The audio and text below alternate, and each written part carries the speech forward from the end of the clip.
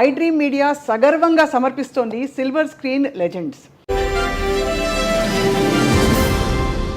ఇవాల్టి silver screen లెజెండ్ని మరొక్కసారి పరిచయం చేసుకోవడం మనందరికీ చాలా అదృష్టం, నాకు మహదానందంగా ఉంది. ఎందుకంటే వారు కేవలం సినీ రంగ లెజెండ్ మాత్రమే కాదు, ఎందుకంటే వ్యాపారవేత్తగా 60 సంవత్సరాలు, ఒక సినిమా హీరోగా 50 సంవత్సరాలు, 40 సంవత్సరాలు నిర్మాతగా, రాజకీయంగా వారి ముద్ర వేసుకుని ఎన్నో రూపాలలో లైఫ్ టైం అచీవ్మెంట్ కంటే ఎక్కువగా సాధించేశారు.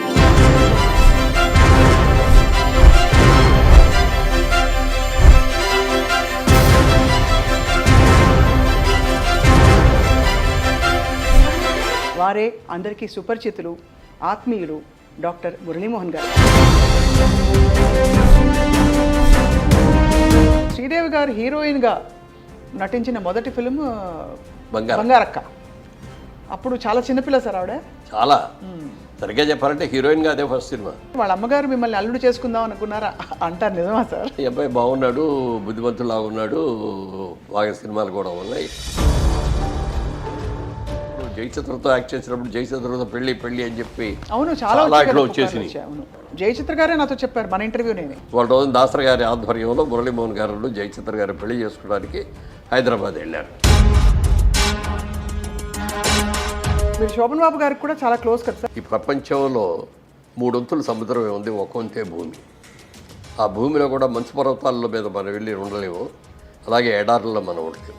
ఎంత బ్రిలియంట్! అందరికీ తెలిసింది ఆయన, సముద్రం ఇంత, ఈ భూమి ఇంత అని తెలుసు మనకి, కానీ ఈ క్యాలిక్యులేషన్ చెప్పింది ఆయన. అంటే అప్పట్లో జయలలిత గారిని ఒక్కసారి మాత్రం అన్నాడు. చాలా హ్యాపీగా ఫీల్ అయ్యేవాడిని. అది అంటే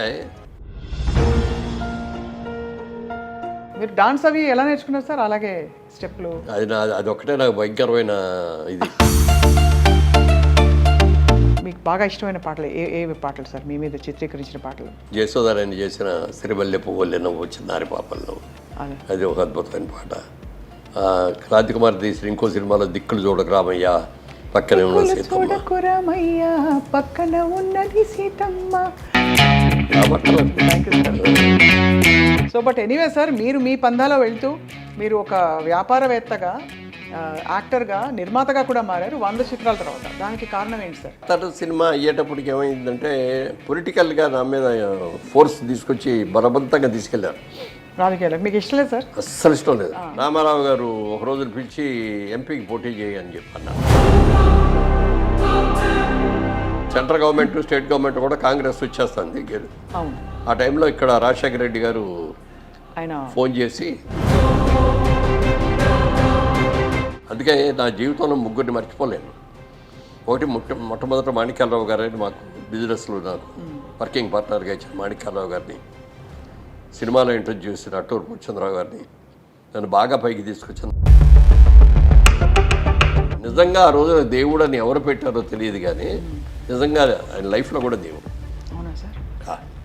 సినిమా ఇండస్ట్రీలో డబ్బులు ఇచ్చినా ఇవ్వకపోయినా ప్రొడ్యూసర్ని పిలిచి, దెబ్బతిన్న ప్రొడ్యూసర్ని పిలిచి, ఏమయ్యా రావే అంటే ఎక్కడి నుంచి రారండి, డబ్బులన్నీ అయిపోయినాయి, మళ్ళీ సినిమా తీయనివ్వరు. కానీ మీరు పీక్లో ఉన్నప్పుడు సార్, మీరు టాప్ రెమ్యూనరేషన్ ఎలా తీసుకున్నారు సార్? ఈ రోజు వరకు నేను తీసుకున్న మ్యాక్సిమం రెమ్యూనరేషన్ అంతా అంటే ఎందుకు సార్ మురళీమోహన్ అనడానికి? మా అమ్మ నాన్నగారు పెట్టిన పేరు రాజా రామ్మోహన్ రాయ్ అండి. అబ్బా! మా నాన్నగారికి పొలిటికల్ ఇంట్రెస్ట్ తోటి అట్లా పొలిటికల్ నాయకుల పేర్లు, మా తమ్ముడికి వేణుగోపాల్ తిలక్ అని పెట్టారు.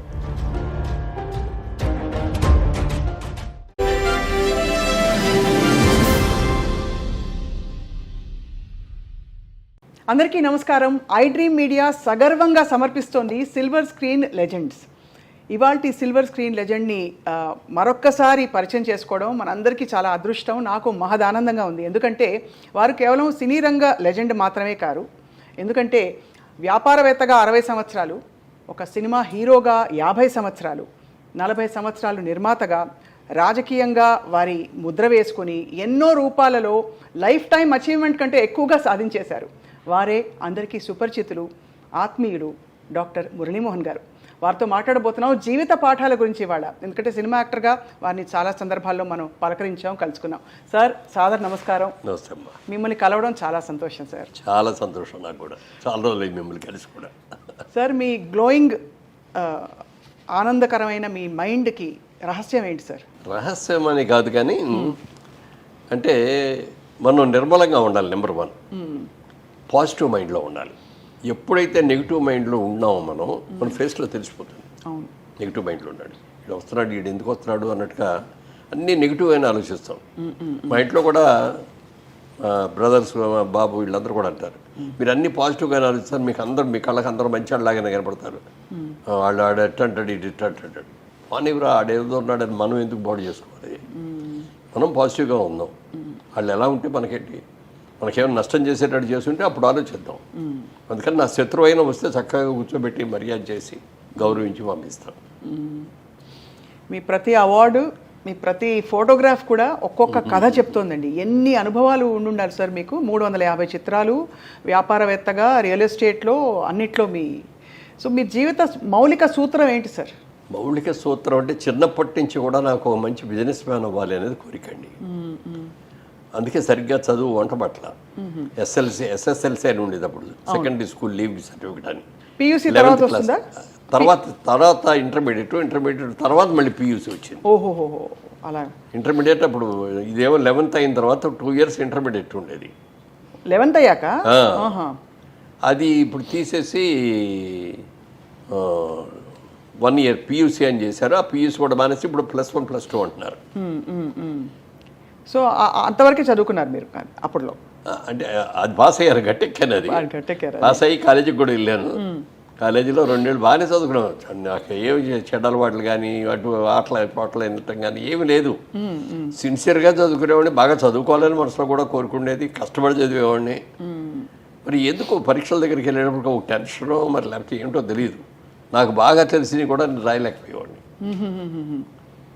ఎందుకు అంటే అప్పుడు అనిపించింది అనమాట, మైండ్ ఎక్కడో ఉంది, దీని మీద కాదు అనేది వచ్చి ఇక మనకి లాభం లేదు ఇది, ఈ చదువుతో మనం ముందుకెళ్ళలేము. ఎందుకంటే డిగ్రీ అయినా చదవాలని చూశాను, చదువుకునే అవకాశాలు అన్నీ ఉన్నాయి, ఉన్నా కూడా ఇక మనకి ఇది వంట పట్టదు, దీని మీద మనం టైం వేస్ట్ చేయకూడదు, we have to go to the business అని అనిపించి.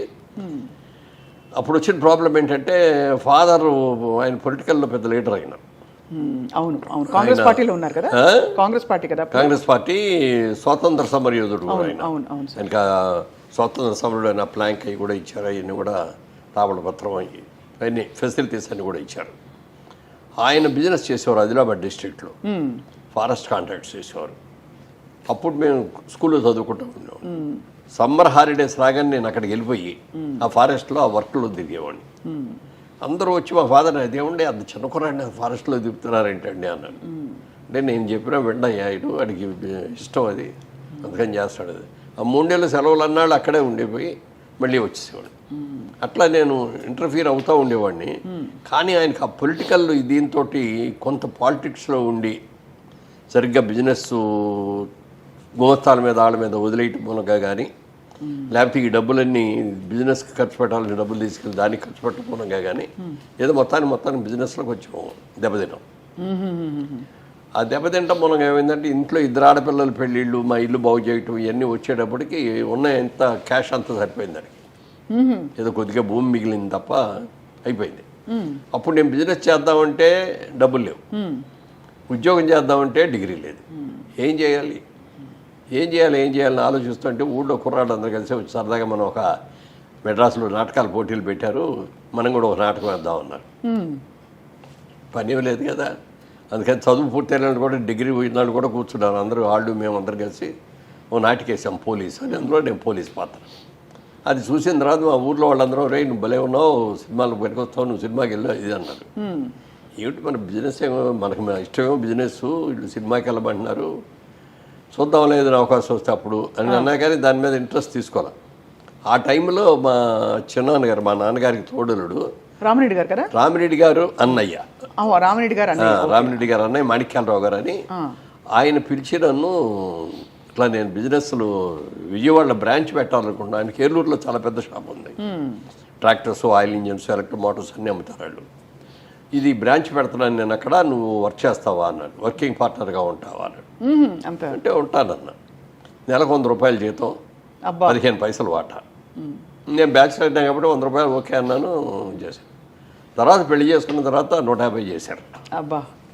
సరే 150 కూడా చాలదు, 40 రూపాయలు ఇంటి అతికిపోతే 110 రూపాయలు మిగిలేది. ఆ 110 రూపాయలు ఖర్చు పెట్టుకుని ఇంటి దగ్గర నుంచి బియ్యం, పప్పులు, ఉప్పులు అన్నీ తెచ్చుకునేవాడు. మీరే హ్యాపీగానే ఉండేవాడు అప్పుడు కూడా. కానీ పొదుపు అప్పుడే అలవాట మీకు? అప్పుడే అలవాటు, చిన్నప్పటి నుంచి కూడా పొదుపు. ఎలా సార్ ఫస్ట్ తీసి పెట్టేస్తారా డబ్బులు? 20% అలా అని కాదు, అలా అని కాదు, కానీ ఇట్లా నా ఫాదర్ బిజినెస్లో ఉండటం మూలంగా డబ్బులు అయితే బిజినెస్లో టర్న్ ఓవర్లో ఉండగా గబుక్కుని క్యాష్ కావాలంటే రాదు. అవును. మాకు ఇంట్లో అవసరాలు ఏమైనా ఉంటే కూడా నాన్నగారికి ఫోన్ చేసి, అప్పుడు ఫోన్లు కూడా లేవు కదా, ఉత్తరం రాసేవాళ్ళం. ఉత్తరం రాస్తే ఏలూరులో టెంబర్ డిపో ఉంది, ఆ టెంబర్ డిపోకి వెళ్ళి నేను వాళ్ళకి చెప్తాను, నేను ఫోన్ చేసి, ల్యాండ్లైన్లే ఉండేవి అప్పుడు, ఫోన్ చేసి చెప్తాను, అక్కడికి వెళ్ళి తీసుకునేవారు. అక్కడికి వెళ్ళినప్పుడు వాళ్ళు ఇచ్చేవారు. మళ్ళీ డబ్బులు వెంటనే మనం అడగలేం కదా, మళ్ళీ డబ్బులు వచ్చేవరకో లేకపోతే నాన్నగారు వచ్చేవరకో దీన్ని పొదుపుగా వాడుకోవాలి, అనవసరపు ఖర్చులు చేయకూడదు. మా మదర్కి కూడా బాగా అది చాలా ఇది, వచ్చిన డబ్బుని ఎంత పొదుపుగా చేయాలి, ఎలా ఖర్చు చేయాలి అనేది బాగా తెలుసు. ఆ పొదుపు నాకు వచ్చింది. నాన్నగారు ఆ పొదుపు లేదు. నాన్నగారంతా ఫ్రెండ్స్, పార్టీలు ఇట్లా ఉండేది ఆయనకి, స్నేహితులతో గడపడం అయ్యింది. అయ్యేమో నాన్నగారి దగ్గర నుంచి వచ్చి, నాకు అమ్మ దగ్గర నుంచి పొదుపు వచ్చింది. Best of both world sir. మీరుండే ప్రపంచం నిజానికి అన్ని అనకూడదు కానీ అన్ని రకాల అలవాట్లకి, అన్ని రకాల దురలవాట్లకి, ఇంకా మీరు తప్పుడు నిర్ణయాలకి ఒక వేదిక దాదాపు. ఎందుకంటే సార్ ఎవరిని అండం కాదు సార్, మహానుభావులు అందరూ, కానీ ఆ వాతావరణం అలా ఉంటుంది. కానీ మీరు క్రమశిక్షణతో నిలదొక్కుకోవడానికి ఆ మైండ్లో పనిచేసే విషయం ఏంటి సార్? జీవితం ఒక గొప్ప అవకాశం, మనం ఎప్పుడూ ఒక మాట అనిపించుకోకూడదు, ఎవరు మన అనకూడదనా, లేదు బాగా సాధించాలి, సంపాదించాలని ఏం నడిచేది సార్? అది చిన్నప్పటి నుంచి వచ్చిందండి. మనం ఎవరిని తప్పుగా చూడకూడదు, ఎవరితోనూ విమర్శించబడకూడదు, ఎవరిని మనం వేలెత్తి చూపకూడదు అనేది చిన్నప్పటి నుంచి కూడా ఉంది. దాని మూలంగా ఏంటంటే, ఎంత రాముడు మంచివాడు అంటారే, అలా రాముడు మంచివాళ్ళు చదువుకునే రోజుల్లో కానీ, కాలేజీలో రోజుల్లో కానీ అన్నీ అలాగే చేసేవాడిని. బిజినెస్లోకి వెళ్ళాక కూడా బిజినెస్ పక్కాళ్ళందరూ ఎలా చేస్తారు, నేను కొత్తగా దిగాను అందులో. అప్పటికి నాకు సంబంధం లేని బిజినెస్లో దిగాను అనమాట. Electric Motors, oil engines. Bore పని ఎప్పుడు అనిపించలేదా అప్పుడు? అంటే సంపాదన మీద పెట్టారు కంప్లీట్ మైండ్ అంతా. నాకు కావాల్సింది అదే కదా, డే అండ్ నైట్ వర్క్ చేశాను. కంపెనీ ప్రాఫిట్లోకి తీసుకొచ్చిన తర్వాత ఒక రోజున ఆయనే పిలిచామన్నారు, నా షేర్ వదిలేద్దాం అనుకుంటున్నా, నువ్వు తీసుకుంటావా అని. నా దగ్గర డబ్బులు లేవు కదండి అన్న. చూసుకో మరి, నన్ను ఎవరెవరో వచ్చి అడుగుతున్నారు, వారం రోజులు టైం ఇస్తున్నా, నువ్వు కనుక తీసుకోగలిగితే నువ్వే తీసుకో, ఫస్ట్ నీకు 10 రూపాయలు తక్కువగా నేను నీకే ఇస్తాను, లేదంటే బయట వాళ్ళ ఆఫర్ ఉంది, మంచి ఆఫర్ అయింది, ఇచ్చేస్తాను. ఏం చేయాలో తెలియదు, డబ్బులు ఎవరిని అడుగుతాం. ఇంటికి వెళ్ళి కూర్చొని ఆలోచిస్తాను, ఏం చేద్దాం అని ఆలోచిస్తా అంటే నా వైఫ్ అడిగింది, ఏంటి ఆలోచిస్తారు సీరియస్ కింద అని. చూస్తాను, ఏం లేదు, మామూలుగానే ఉన్నాను. ఏమైనా ఆఫీస్లో ఏమైనా జరిగిందని? ఏమీ జరగలేదు, శుభ్రంగా ఉన్నాను. లేదు, మీరు ఏదో ఆలోచిస్తారు చెప్పండి. అప్పుడు చెప్పాను, ఇట్లా చిన్నాన్నగారికి ఆఫర్ ఇచ్చారు, మరి ఆఫర్ ఇస్తే తీసుకోవచ్చు కదా అని. నా దగ్గర డబ్బులు అయ్యి తీసుకోవడానికి, నా దగ్గర డబ్బులు లేవు కదా అన్న. మా నాన్నగారు వాళ్ళు, మా అమ్మ నాన్నగారు నాకు 5 ఎకరాల పొలం ఇచ్చారు, అది అమ్మేద్దాం, అది అమ్మేసి అది బిజినెస్ పెట్టుకుందాం అంటే నేను దానికి ఒప్పుకోలే. ఆడపిల్లలకి ఒక ఇదిగా ఇస్తారు తల్లిదండ్రులు, రాబోయే రోజుల్లో కుటుంబం ఏదైనా కూడా అమ్మాయి బాధపడకూడదని ఇస్తారు. దాన్ని అమ్మటం అనేది నాకు ఇష్టం లేదు. బిజినెస్ అన్న తర్వాత లాభం రావచ్చు, నష్టం రావచ్చు. ఇక పొద్దున బిజినెస్లో నష్టం వచ్చిందనుకో, నీకు ఆ 5 ఎకరాలు కూడా లేకుండా చేసినండి అవుతాను నేను. వద్దంటే వద్దాను. తను నన్ను కన్విన్స్ చేసి వాళ్ళ పేరెంట్స్తో మాట్లాడగానే వాళ్ళు ఇమీడియట్గా యాక్సెప్ట్ చేశాను. అబ్బాయి బుద్ధిమంతులు శుభ్రంగా చేసుకుంటున్నాడు, మనం తీసుకొని మీకు ఇచ్చిందే కదా అని వాళ్ళే వెంటనే అమ్మిపెట్టి డబ్బులు కూడా కొంచెం. ఆ విధంగా అదే కంపెనీలో మరి 50% షేర్ అయ్యాయి. అక్కడక్కడి నుంచి అంచెలంచెలుగా అక్కడి నుంచి అది బాగా బిజినెస్ డే అండ్ నైట్ చేసేవాడిని. అలా చేస్తున్న టైంలో నాకు సినిమా ఇండస్ట్రీలో చాలామంది ఫ్రెండ్స్ ఉన్నారు. నేను కాలేజీలో నేను చదువుకునే రోజుల్లోనే కృష్ణ గారు నా క్లాస్లో ఇద్దరు పక్కనే కూర్చునేవాళ్ళు. అంటే కొంచెం బుద్ధిమంతుల్ని అలా చేయని వాళ్ళందరూ ముందు కూర్చోబెట్టేవారు ముందు బెంచ్లో. కృష్ణ గారు బుద్ధిమంతులా సార్? బాగా కుస్తీ కాదు. ఎంత బుద్ధిమంతులు అంటే బాగా మంచి, చాలా అందగాడు, మంచి గిరదాల జుట్టు, వైట్ డ్రెస్ వేసుకునేవాడు, అసలు తెల్లగా ఉండేవాడు మనిషి. వచ్చి చూడంగానే అబ్బా అనిపించేవాడు అనమాట. ఎక్కువ ఎవరితోనూ మాట్లాడేవాడు. నాకు బాగా స్నేహితుడు అయ్యాడు, ఇద్దరు పక్కనే కూర్చునేవాడు. కాలేజీలో వాళ్ళందరూ కలిసి ఆయన పెట్టిన నిక్నేమ్, కాలేజీలో నిక్నేములు చాలా పెట్టుకుంటారు ఒకళ్ళు. అవునవును. ఆయనకి పెట్టి నిక్నేమ్ పెట్టాడు దేవుడు. అబ్బా ఎందుకు సార్? దేవుళ్ళలాగా వచ్చి కూర్చుంటాడు, పలకడం పిలకడం. అలాగనా? చక్కగా అద్దంగా దేవుళ్ళలాగా అట్లా కూర్చుంటాడు, చొక్కా నలగదు, తెల్లటి చట్ట బట్టలు వేసుకుంటాడు, మంచి అని అట్లా దేవుడు అని పేరు పెట్టారు. నిజంగా ఆ రోజున దేవుడు అని ఎవరు పెట్టారో తెలియదు, కానీ నిజంగా ఆయన లైఫ్లో కూడా దేవుడు. అవునా సార్? సినిమా ఇండస్ట్రీలో డబ్బులు ఇచ్చినా ఇవ్వకపోయినా ప్రొడ్యూసర్ని పిలిచి, దెబ్బతిన్న ప్రొడ్యూసర్ని పిలిచి, ఏమయ్యా రావే అంటే ఎక్కడి నుంచి రారండి, డబ్బులన్నీ అయిపోయినాయి, మళ్ళీ సినిమా తీయనివ్వరు. నా దగ్గర డబ్బులు లేవండి, కొబ్బరికాయ కొట్టడానికి కూడా డబ్బులు లేవండి అంటే, నీకెందుకు అయింది, నేను చూసుకుంటా, సినిమా మొదలు ఇదిగో పలానా డైరెక్టర్, ఇదిగో పలానా సబ్జెక్టు, పలానా క్యాస్టింగ్ అని చెప్పి ఫైనాన్స్ని పిలిచి, డిస్ట్రిబ్యూటర్ని పిలిచేసి ఆయన గ్యారంటీ సంతకం పెట్టి డబ్బులు ఇప్పించాడు. ఎలా సార్? ఎందుకు అంటే ఆ మంచితనం వెనక ఉండే విషయం ఏంటి? అంటే తన ప్రొడ్యూసరు ఎవరో కూడా సఫర్ అవ్వకూడదు, తనతో నా మీద నమ్మకంతో నేను సినిమా తీసిన అయితే సక్సెస్ అయితే వెల్ అండ్ గుడ్, ఇంకో సినిమా తీస్తాడు, ఫెయిల్ అయిన అతన్ని ఆదుకోవాలి మనం అని చెప్పి అట్లా తీసుకొని వాళ్ళని ఎంతోమందిని అట్లా ఆదుకున్నాడు ఆయన కృష్ణ గారు. దాంతో నిజంగా అదే అప్పుడు అనిపిస్తుంది, కాలేజీలో మనం దేవుడు అని పెట్టిన పేరు 100కి 100 పాళ్ళు అట్లాగే చేశాడు అని చాలామందికి ఎన్ని రకాల హెల్ప్ చేశాడు చెప్పడానికి. చాలా మంచి వ్యక్తి. మీరు వారు దాదాపు ఒకటే టైంలో వచ్చారా సార్ సినిమా ఇండస్ట్రీ? కాదు, వారు ముందు ఆయన సినిమా మేము చదువుకున్న రోజుల్లోనే డైరెక్టర్ తిలక్ గారు అని ఒక ఆయన వచ్చారు. అంతకుముందు నాగేశ్వరరావు గారు వజ్రోత్సవం జరిగింది, 60 సినిమాలు పూర్తయిన తర్వాత చాలా పెద్ద ఎత్తున చేసి మా ఏలూరు కాలేజీకి కూడా గెస్ట్గా వచ్చారు. ఆయన వచ్చినప్పుడు ఆయన దగ్గర ఎంబడబడి అందరూ కూడా అప్పుడు ఈ లేవు కదా, సెల్ ఫోన్ లేవు కదా, ఫోటోలు గిటోలు లేవు, అందరూ ఈ ఆటోగ్రాఫ్ బుక్లు పుచ్చుకొని ఆటోగ్రాఫ్లు చేసుకునేవారు. అదంతా చూడంగానే ఇతనికి మనసులో పడింది. అది నేను కొంచెం అందంగానే ఉంటాను, నేను కూడా సినిమా యాక్టర్ని అయితే నాకు కూడా ఇట్లాగే ఇంత ఫ్యాన్ ఫాలోయింగ్ వస్తుంది కదా అని ఫస్ట్ ఇది దాంట్లో వచ్చింది. ఆ తర్వాత కొద్ది రోజులు డైరెక్టర్ తిలక్ గారు ఏదో ఫంక్షన్గా మా కాలేజీకి వచ్చారు. అప్పుడు ఈయన చూసి పిలిచాడు, ఈయన సినిమాల్లోకి వస్తావా అన్నాడు. వస్తారు సార్ అన్నాడు చాలా ఆనందంగా. అనగానే నువ్వు నా అడ్రస్ ఇచ్చి వెళ్తాను, నువ్వు మెడ్రాస్ వచ్చినప్పుడు నన్ను కలుగు అన్నాడు. ఈ లోపల చదువు డిగ్రీ పూర్తి చేశాడు ఆయన. పూర్తి చేసి మెడ్రాస్ వెళ్ళిపోయాడు. మెడ్రాస్ వెళ్తే నేను అప్పుడు తీసిన సినిమా అయిపోయింది, ఇప్పుడు ఆన్ హ్యాండ్ ఏది లేదు, మళ్ళీ నెక్స్ట్ సినిమా మొదలుపెట్టినప్పుడు ఇస్తాను, ఆ లోపల అప్పుడు దాకా నాటకాలు వేస్తూ ఉండేవారు. అట్లా సోమన్ బాబు ఈయన ఇంకా కొంతమంది కలిసి నాటకాలు వేసేవారు. అలా అయ్యాడు. నేను ఆయన వెళ్ళిన తర్వాత దాదాపు 10 ఏళ్ల తర్వాత వెళ్ళాను. ఆయనేమో సినిమాల్లోకి వెళ్ళాడు, నేనేం బిజినెస్లోకి వెళ్ళాను. టచ్లో ఉండేవారు. నేను మా బిజినెస్కి అంతా హెడ్ క్వార్టర్స్ మాకు కోయంబత్తూరు, అక్కడ మ్యానుఫ్యాక్చర్ అవుతాయి అన్నమాట, ఆయిల్ ఇంజన్స్, మోటార్ సైకిల్. నేను ఫ్రీక్వెంట్గా కోయంబత్తూరు వెళ్ళేవాడిని. తిరిగి వచ్చేటప్పుడు మెడ్రాస్లో ఆగి ఆ రోజంతా అక్కడ ఉండి నెక్స్ట్ డే నైట్ విజయవాడ వచ్చేవాడిని. అప్పుడు వెళ్ళటం, కలుసుకోవటం, మాట్లాడుకోవటం అవన్నీ ఉండి. మీరు సినిమా ఇండస్ట్రీకి వచ్చే టైంకి మీరు married, settled and business man, 2 పిల్లలు ప్లస్ ఇంకా క్రాంతి కుమార్ నా క్లాస్మేటు, విజయబాబు రెడ్డి గారు నాకు సీనియర్ కొద్దిగా, విజేంద్ర ప్రసాద్ గారు క్లాస్మేటు, ఇట్లా చాలామంది ఉన్నారు. ఇంకా డాక్టర్ సాంబశివరావు గారు, వీళ్ళందరూ కూడా. వాళ్ళందరూ అనేవారు ఇప్పటికప్పుడే రావయ్యా అని. శోభన్ బాబు గారు కూడా ఒక రోజున కలిసాం. ఆయన కలిసిన రోజున ఆయనకే ఇట్లా చూస్తాడు, ఏంటి సార్ అలా చూస్తున్నారు అన్న, నువ్వు బాగున్నావు కదా, ఎందుకు సినిమాలో ట్రై చేయొచ్చు కదా, ఎందుకు చేయట్లేదు అన్నాడు. నాకు సినిమాల మీద ఇంట్రెస్ట్ లేదండి, బిజినెస్ మీద ఇంట్రెస్ట్, నేను అందుకని బిజినెస్ చేసుకుంటున్నాను అన్న. లేదు మీరు ట్రై చేయండి బాగుంటారు ఇది అన్నాడు. వద్దులేండి అన్న. ఆ తర్వాత ఆయన్నే హీరోగా పెట్టి క్రాంతి కుమారును హనుమ ప్రసాద్ గారు శారదా అని సినిమా తీశారు.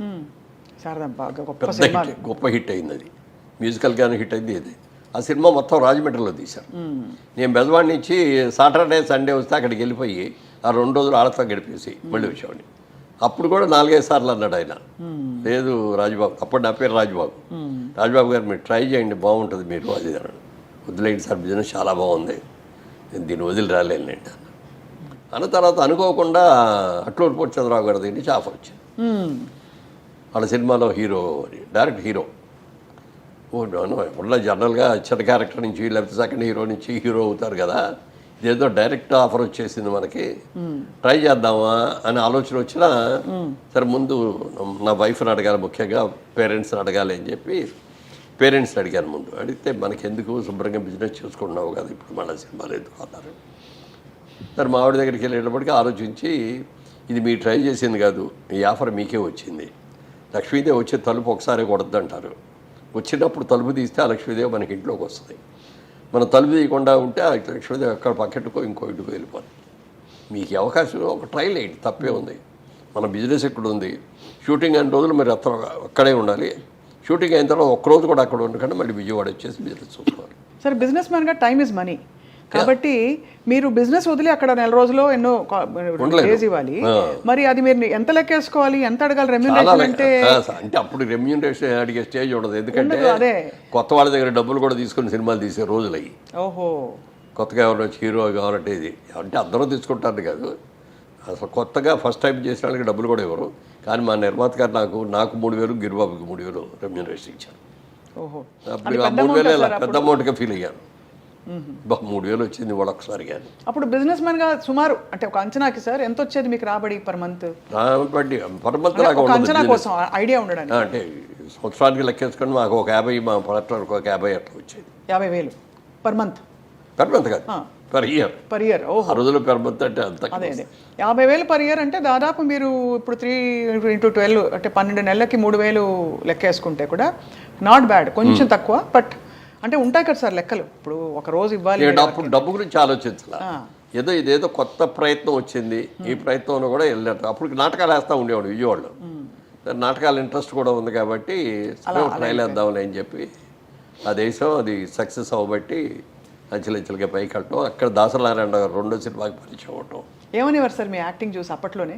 దాసర్ గారు నా యాక్టింగ్ కంటే కూడా నా సిన్సియారిటీని ఎక్కువ చూసేవారు. నేర్చుకోవాలి అనే ఇది, తర్వాత టైం మెయింటైన్ చేయటం ఒకటి. తర్వాత సినిమా ప్రొడ్యూసర్ హనుమాన్ ప్రసాద్ గారు నాకు క్లోజెస్ట్ ఫ్రెండ్. మేము మా షాప్స్ బిజినెస్లో పక్కనే. ఆయన ప్రొడక్షన్, నేనే ప్రొడక్షన్, మా సొంత సినిమా నటుగా ప్రొడక్షన్ కూడా చేసేవాడిని. బెంగళూరులో జరిగింది షూటింగ్ అంతా. ఈ ఇల్లు బాగుందయ్యా, ఈ షూటింగ్ బాగుంటుంది అని ఆయన అంటే వెంటనే నేను వెళ్ళిపోయి వాళ్ళ దగ్గరికి వెళ్ళి ఐఎమ్ సో అండి, తెలుగు సినిమా షూటింగ్ అండి, మీరు ఇవ్వాలండి అంటే వాళ్ళు వెంటనే ఇచ్చేవాడు. ఇవన్నీ చేయటం, అరేంజ్మెంట్స్ చూడటం, సిన్సియారిటీ ఇవన్నీ చూసి బాగా నచ్చేసింది ఆయన. ఇచ్చేసి మురళి నిన్ను పెద్ద యాక్టర్ అని చేస్తాను నేను. మురళీమోహన్ అని పేరు వారే పెట్టారు? లేదు, పేరు ఆయన పెట్టారు, అట్లూరు పోచంద్రరావు గారు పెట్టారు. ఎందుకు సార్ మురళీమోహన్ అనడానికి? అంటే అట్లూరు పోచంద్రరావు గారు సినిమా మా జగమేమాయి తీసేటప్పుడు నేను హీరో, గిరిబాబు విలన్ను, కబడ్డీ రాజబాబు గారును విజయలలిత గారు వాళ్ళు సీనియర్ యాక్టర్ దాంట్లో. మరి ఆయన రాజబాబే, నేను రాజబాబు అంటే ఎట్లా టైటిల్స్లో మళ్ళీ హీరో రాజబాబు, కమెడియన్ రాజబాబు అని అనుకోవాల్సి వస్తుంది. సేమ్ నేమ్ ఒకటి ఉంది. అతను మంచి ఊపులో ఉన్నాడు, ఇప్పుడు చాలా ఫైల్లో ఉన్నాడు. వేరే పేరు ఏమైనా మారిస్తే బాగుంటుంది, నీ అసలు పేరు ఏంటన్నారు. మా అమ్మ నాన్నగారు పెట్టిన పేరు రాజా రామ్మోహన్ రాయ్ అండి. మా నాన్నగారికి పొలిటికల్ ఇంట్రెస్ట్ తోటి అట్లా పొలిటికల్ నాయకుల పేర్లు, మా తమ్ముడికి వేణుగోపాల్ తిలక్ అని పెట్టారు. అదండి. కానీ అందరూ ఊళ్ళో రాజబాబు అనిపిస్తారు. స్కూల్లో కూడా బుక్లో ఎస్ఎస్ఎల్సీ బుక్లో కూడా రాజబాబు అని ఉంది, అందుకని రాజబాబే కన్ఫర్మ్ అయిపోయిందండి. అయితే రాజా రామ్మోహన్ రాయ్ అంటున్నారు కదా, మోహన్ అని పెట్టుకుందాం, అదంటే పెద్ద పేరులాగా ఉంది, మోహన్ అని పెడదామా అని. ఓకే అండి అని ప్రెస్లో అనౌన్స్ చేస్తే, ప్రెస్లో ఎవరో అన్నారు, ఏమంటే మోహన్ అంటే ఏదో కట్ చేసినట్టుగా ఉంది, రామ్మోహన్, కృష్ణమోహన్ లాగా మురళీమోహన్ ఏదో అట్లా అంటే బాగుంటుందండి అని వెంటనే అన్నారు. మురళీమోహన్ ఎలా ఉంది మురళి అన్నారు రాజబాబు గారు అంటే. బాగుంది సార్ అన్న అనగానే అది కన్ఫర్మ్ అయింది. సో అలా మురళీమోహన్ గారు అడుగు పెట్టడం ఒక వెలిగేశారు సార్. అదే అంటే మొట్టమొదట ఇంకా రావాలవద్దా అని అనుకుంటానే, షూటింగ్ ఉంటే అక్కడ మెడ్రాస్లో ఉంటాం, లేకపోతే విజయవాడలో ఉంటాం, బిజినెస్ చూసుకోవడం అట్లాగే ఉండేది. అలా 2 ఏళ్ళు గడిచింది. 2 ఏళ్ళు గడిచిన తర్వాత నెంబర్ ఆఫ్ ఫిల్మ్స్ వచ్చేసి ఒక్కరోజు కూడా హైదరాబాద్ వెళ్ళలేదు, విజయవాడ వెళ్ళడానికి ఖాళీ ఉండేది కాదు. ఇక మనం సెటిల్ అయ్యాం, మనం దీని మీద ఇది అవ్వచ్చు అన్నప్పుడు ఫ్యామిలీ షిఫ్ట్ చేసి, అప్పుడే బిజినెస్ కూడా పార్ట్నర్ దగ్గరికి వెళ్ళామని మీరు తీసేసుకోండి, నేను ఇక రాలేను అని చెప్పంటే ఆయన మీరు లేకుండా నేను బిజినెస్ చేయలేను, నా వల్ల కాదు, క్లోజ్ చేసేద్దామండి అంటే బిజినెస్ క్లోజ్ చేసి. నిజానికి సార్ మీ సినిమాలన్నీ చాలా ఇష్టపడి చూసేవాళ్ళం మేము టీవీల్లో, దూరదర్శన్లో వచ్చినప్పుడు కూడా. ఎందుకంటే అన్ని పాజిటివ్ ఎండింగ్స్, దాదాపుగా మీవన్నీ కుటుంబ కథ, అన్ని కుటుంబ కథా చిత్రాలు. అండ్ ఎప్పుడూ ఒక మంచి ఇదే కనిపించేది, కానీ ఎక్కడ నెగిటివ్ అవి చాలా తక్కువ, అసలు ఎక్కువ ఉండేవి. ఇప్పుడు ఈవెన్ టీవీ సీరియల్స్లో లేడీ విల్స్ ఇవన్నీ ఉన్నారు, అందులో అవి కూడా ఉండేవి కాదు. అదే అంటే భరోసాగా ఉండేది, హాయిగా ఉండేది చూస్తే మీ సినిమా. ఇవన్నీ మీకు ఇలా రావడం అనేది, ఇలాంటి రోల్సే, అది మీకు డెస్టినీ అంటారా లేక? డెస్టినీ అని కాదు, కానీ భారతంలో ఒక అమ్మాయిని ఒక సినిమా దాసర్ గారు డైరెక్ట్ చేశారు. నేను చంద్రమోహన్ రోజారమణి మేము మెయిన్ క్యాస్టింగ్. అందులో మంచి ఫాస్ట్ క్యారెక్టర్, స్టూడెంట్ లీడర్గా పెద్ద ఇది. ఆ సినిమా చూసిన తర్వాత చాలా బాగా సక్సెస్ అయింది. అది 100 రోజులు ఆడింది. చాలామంది నువ్వు ఈ టైప్ రోల్స్కి వెళ్తే బాగుంటుంది, యాక్షన్ ఫిల్మ్స్కి వెళ్తే బాగుంటుంది అది అన్నారు. కానీ అప్పుడు ఈ బుక్ అయిన సినిమాలన్నీ కూడా ఫ్యామిలీ ఓరియంటెడ్ సినిమాలే. రాఘవేంద్రరావు గారి డైరెక్షన్లో ఫ్యామిలీయే, దాసరి గారి డైరెక్షన్లో ఫ్యామిలీయే, ఇంకా ఎవరితో చూసుకున్నా అన్ని ఫ్యామిలీ ఓరియంటెడ్ వచ్చాయి. తర్వాత అందరూ కూడా ఒక మార్కేసారు. అక్కినే నాగేశ్వరరావు గారు, సోహన్ బాబు, మురళీమోహన్, వీళ్ళు ముగ్గురు కూడా ఒక character of artist. NT Ramarao గారు, కృష్ణ గారు, కృష్ణరాజు గారు వాళ్ళు ఒక ఇది అని అట్లా ఆ ముద్ర వేసారు. అయ్యే వచ్చినాయి, ఆ క్యారెక్టర్లు వచ్చినాయి. దాన్ని నాకు కూడా అదే ఇష్టం. ఓసాయి ఫైట్లు గీట్లు క్రైమ్ ఇవన్నీ కంటే కూడా హ్యాపీగా ఫ్యామిలీ కుటుంబంలో ఉన్న ప్రతి ఒక్కళ్ళు వెళ్ళి కూర్చొని హ్యాపీగా సినిమా చూసేటట్టు బయటకు రావాలి తప్ప పిల్లలు మీరు రాకూడదు, మేము చూడాలి, మీరు రావద్దు అని కానీ ఇట్లాంటివి ఉండకూడదు, వాళ్ళ మైండ్ పొల్యూట్ కాకూడదు అని ఆ ఆలోచనతో అన్నీ అయ్యావు. మేము తీసిన సినిమాలు కూడా 25 సినిమాలు తీసినా ఇందులో యాక్షన్ సినిమా ఒక్కటి కూడా లేదు. కథలో యాక్షన్ ఉంటుంది కానీ త్రూఅవుట్ క్రైమ్ సినిమా లాగా ఒక్కటి కూడా తెలియదు. కృష్ణబెట్టి కాల్చుకోవడాలు, తప్పుకోవడాలు ఇట్లాంటివి. అదే సో అక్కడ డెలిబరేట్గా ఒక పాజిటివ్ ఆరా ఎప్పుడూ ఉండేది మీతో ఫాలో అవుతూ. అప్పటి నుంచే మీకు దేవుడి మీద నమ్మకం బాగా ఎక్కువ? చిన్నప్పటి నుంచి. మా అమ్మగారికి బాగా దేవుడు భక్తి, మా నాన్నగారికి అంత ఉండేది కాదు కానీ మా అమ్మగారికి బాగా. రోజు ఆవిడ కృష్ణుడి మీద, రాముడి మీద పాటలు పాడుతూ ఉంటారు, భజనలు చేసుకుంటూ ఉంటారు. పాడేవారు సార్? చాలా పాడేవారు కూడా. సో ఆవిడ చూసి మేమందరం కూడా నేర్చుకున్నాం. తర్వాత ఆవిడ పొద్దున్నే నిద్రలాగానే దేవుడికి దండం పెట్టుకొని దిగు మంచం పెంచారు. దేవుడు రాత్రి పడుకున్నప్పుడు కాడు కడుక్కొని వచ్చి మంచం మీద పడుకోబోయే ముందు దేవుడికి దండం పెట్టుకొని మళ్ళీ పడుకోనేవారు. అట్లా అది చిన్నప్పటి నుంచి అలవాటయ్యి. నేను బిజినెస్లోకి వెళ్ళాక కూడా రోజు ఇంటి దగ్గర పూజ చేసుకోవటం, వెళ్ళటం అది అదొక అలవాటు. అది ఇప్పటికీ ఎట్లాగే ప్రాబ్లంగా అవుతారు, కంటిన్యూ అవుతుంది. సార్, శ్రీదేవి గారు హీరోయిన్గా నటించిన మొదటి ఫిలిం బంగారక్క. అప్పుడు చాలా చిన్నపిల్ల సార్ ఆవిడ. చాలా సరిగ్గా చెప్పాలంటే హీరోయిన్గా అదే ఫస్ట్ సినిమా. అవును, చంద్రమోహన్ అని అంటారు కానీ అందరూ 16 ఏళ్ళ వయసు అని ఇదే ఫస్ట్ సినిమా. అవును. అందులో అమ్మాయి పేరేంటి వయసు ఏంటంటే అప్పుడే పెద్ద మనిషి అయిన అమ్మాయి, చిన్నప్పటి నుంచి ఆడపిల్ల మగపిల్లలతో ఆడుకునే టైప్ క్యారెక్టర్ అనమాట. ఆ అమ్మాయికి సంగీత మాస్టర్గా నన్ను పెడతారు. ఇక ఆ సంగీత మాస్టర్కి వెళ్తాం, ఇది చేస్తే ఆ అమ్మాయికి మనసు ఎక్కడో ఉండేది అనమాట. అసలు ఆ అమ్మాయి పెళ్లి చేసుకున్న తర్వాత ఇక అమ్మాయి మళ్ళీ మామూలు ట్రాక్లో రావడానికి ఎంత కష్టపడ్డాడు ఇది అదైనా దాని సబ్జెక్ట్ అది చేసి ఫస్ట్ చేసింది దాంతో. అప్పుడు వాళ్ళ అంటే ఇది అడగకూడదో అడగచ్చో తెలియదు సార్, వాళ్ళ అమ్మగారు మిమ్మల్ని అల్లుడు చేసుకుందాం అనుకున్నారా అంటారు, నిజమా సార్? ఆ సినిమా అప్పుడు కనుక తర్వాత సినిమాలు అయిన తర్వాత ఈ అబ్బాయి బాగున్నాడు, బుద్ధిమంతులా ఉన్నాడు, బాగా సినిమాలు కూడా ఉన్నాయి, మన అమ్మాయిని ఇస్తే బాగుంటుందనే ఆలోచన ఆవిడకి వచ్చింది. శ్రీదేవికి రాలా, ఆవిడకి వచ్చింది. ఆవిడకి వచ్చి వాళ్ళ ఫ్రెండ్ ఎవరి దగ్గర ఉంది, అమ్మాయికి ఆయన్ని ఇస్తే బాగుంటుందేమో అని చెప్పి అందంట. అంటే ఆయన పెళ్ళి అయిపోయిందండి, 2 పిల్లలు కూడా రండి అన్నారా? అంటే లేదు అట్లా అప్పుడే పెళ్ళి అయ్యి ఉంటుంది కుర్రాళ్ళలాగా ఉంటే. అంటే అయితే నేను తీసుకెళ్తానండి, వాళ్ళు నాకు ఫ్రెండ్సే, ఊరికే తీసుకెళ్తా, మీరు ఏం మాట్లాడదు అక్కడ వచ్చి చూసేసి వచ్చేయండి అని. ఇద్దరిని ఆవిడ తీసుకొని వచ్చిన తర్వాత ఇంటికి వచ్చాక చూసేది నన్ను, మా ఆవిడ్ని, మా పిల్లల్ని అందరిని చూసి మళ్ళీ డ్రాప్ అయిపోయింది. మేడంకి ఏమైనా తెలుసా సార్? తెలుసు. ఏమనేవారు అంటే నవ్వురుకుంటుంది అంతేనా? ఎప్పుడు ఒక చిన్న ఇది కూడా రాలేదు అసలు ఈర్ష్య కానీ. ఇప్పుడు జయచిత్ర పెట్టినప్పుడు జయచిత్రతో యాక్ట్ చేసినప్పుడు జయచిత్రతో పెళ్ళి అని చెప్పి అవును చాలా ఇట్లా వచ్చేసినాయి. తమిళ పత్రిక దినతంతి అని ఉండేది ఒక న్యూస్ పేపర్. జయచిత్ర గారే నాతో చెప్పారు మన ఇంటర్వ్యూ, మొన్నటి కూడా చెప్పారా? మొన్ననే చెప్పారు. అదే దాంట్లో ఫస్ట్ పేజీలో మెయిన్ పేజీలో సెకండ్ మెయిన్ హెడ్డింగ్గా వచ్చేసింది మా ఇద్దరిదే పెళ్ళి. నాకు తెలియదు అసలు ఇదేంటి ఇది. షూటింగ్కి వెళ్ళేప్పటికీ తమిళాళ్ళు అందరూ లైట్ బాయ్స్ అందరూ తమిళాళ్ళేగా ఎవరిదా మురళీమోహన్ అని నన్ను చూపిస్తాను. ఏంటిది ఇవాళ కొత్తగా అందరూ ఎవరిదా మురళీమోహన్ అని చూపిస్తున్నారు ఏంటి అని అనుకున్నా. నాకు తెలియదు. సెట్లోకి వెళ్ళిపోయిన తర్వాత ఎవరో వచ్చి అడిగారు, ఏంటి జయచిత్ర పెళ్లి చేసుకుంటున్నావు నిజమేనా అని. ఏంటి ఏం జయచిత్ర పెళ్లి చేసుకోవడం ఏంటి, నాకు పెళ్ళి అయిపోయింది కదా ఇంకా పెళ్ళి ఏంటి అన్న. కాదు ఇవాళ పేపర్లో వచ్చింది చూడ, నా తమిళ పేపర్ చూపించారు, అక్కడ నా ఫోటో జయచిత్ర ఫోటో 2 ఫోటోలు వేసి రాశాడు. ఈ లోపల అట్లూరు పూర్ణచంద్ర గారు ఫోన్ చేశారు, బాబు ఎక్కడున్నావు అన్నారు. వాహిని స్టూడియోలో ఉన్నానండి షూటింగ్లో అన్నా. ఎంతసేపు సాయంత్రం దాకా ఇక్కడే రండి అన్న. నేను వస్తున్నాను అన్నాడు. అనగానే అప్పుడు భయం వేసింది. అప్పుడు దాకా ఏమీ లేదు, ఇదేంటి ఈయన వస్తున్నారు ఈ పేపర్ ఏమైనా చదివాడా ఆయన, లేకపోతే ఏమైనా తెలిసిందా, వేరే పనితో వస్తారా అని కొంత ఇది ఉంది. అయినా అయ్యి ఉండదులే అని చెప్పి నా షూటింగ్లో పడిపోయాను. ఆయన కరెక్ట్గా 11:30కి వచ్చారు. వచ్చి బాబు ఒకసారి రాయిపోయి మాట్లాడదామని అని మేకప్ రూమ్లో తీసుకొచ్చి ఇట్లా పేపర్లో వచ్చింది బాబు నిజమేనా అన్నాడు.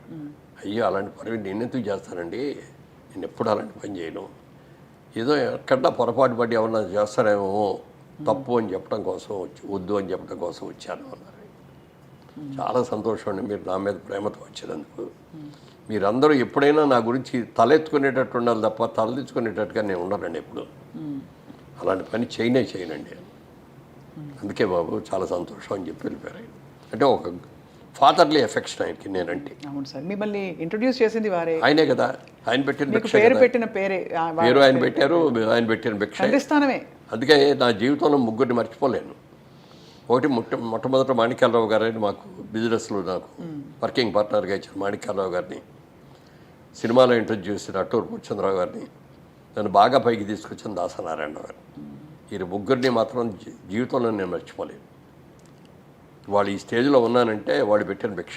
అవును సార్, అది మీ మంచితనం సార్. మీరు గురువుల్ని గుర్తుపెట్టుకోవడం అన్నది చాలా గొప్ప లక్షణం కదా సార్. కానీ సార్ నిజానికి ఆ రోజుల్లో రెండో పెళ్లి జరగడం చాలా సర్వసాధారణంగా మనకి. ఇప్పుడు ఉదాహరణకి కృష్ణ గారు విజయ నిర్మల్ గారు పెళ్లి చేసుకున్నారు, ధర్మేంద్ర గారు పెళ్లి చేసుకున్నారు. అంటే భార్య ఉండగానే ఆ ప్రేమ ఒకటి కలిగి అది అవన్నీ కామన్స్ గారు. మీకు మైండ్లో ఎలా ఉండేది అసలు? ఆలోచన ఎప్పుడు రాలేదా అసలు? అలాంటి నేను సినిమా ఫ్యామిలీ షిఫ్ట్ చేద్దాం అనుకున్నప్పుడు నేను మొట్టమొదటి మీరు అడిగారు ఇందాక, ఏదో అన్ని రకాల ఈ ప్రలోభాలకి స్థానమైన ఈ రంగంలోకి వచ్చారు కదా, ఎలా ఉన్నారు అని అడిగారు. దానికి సమాధానం ఇప్పుడు చెప్తున్నాను.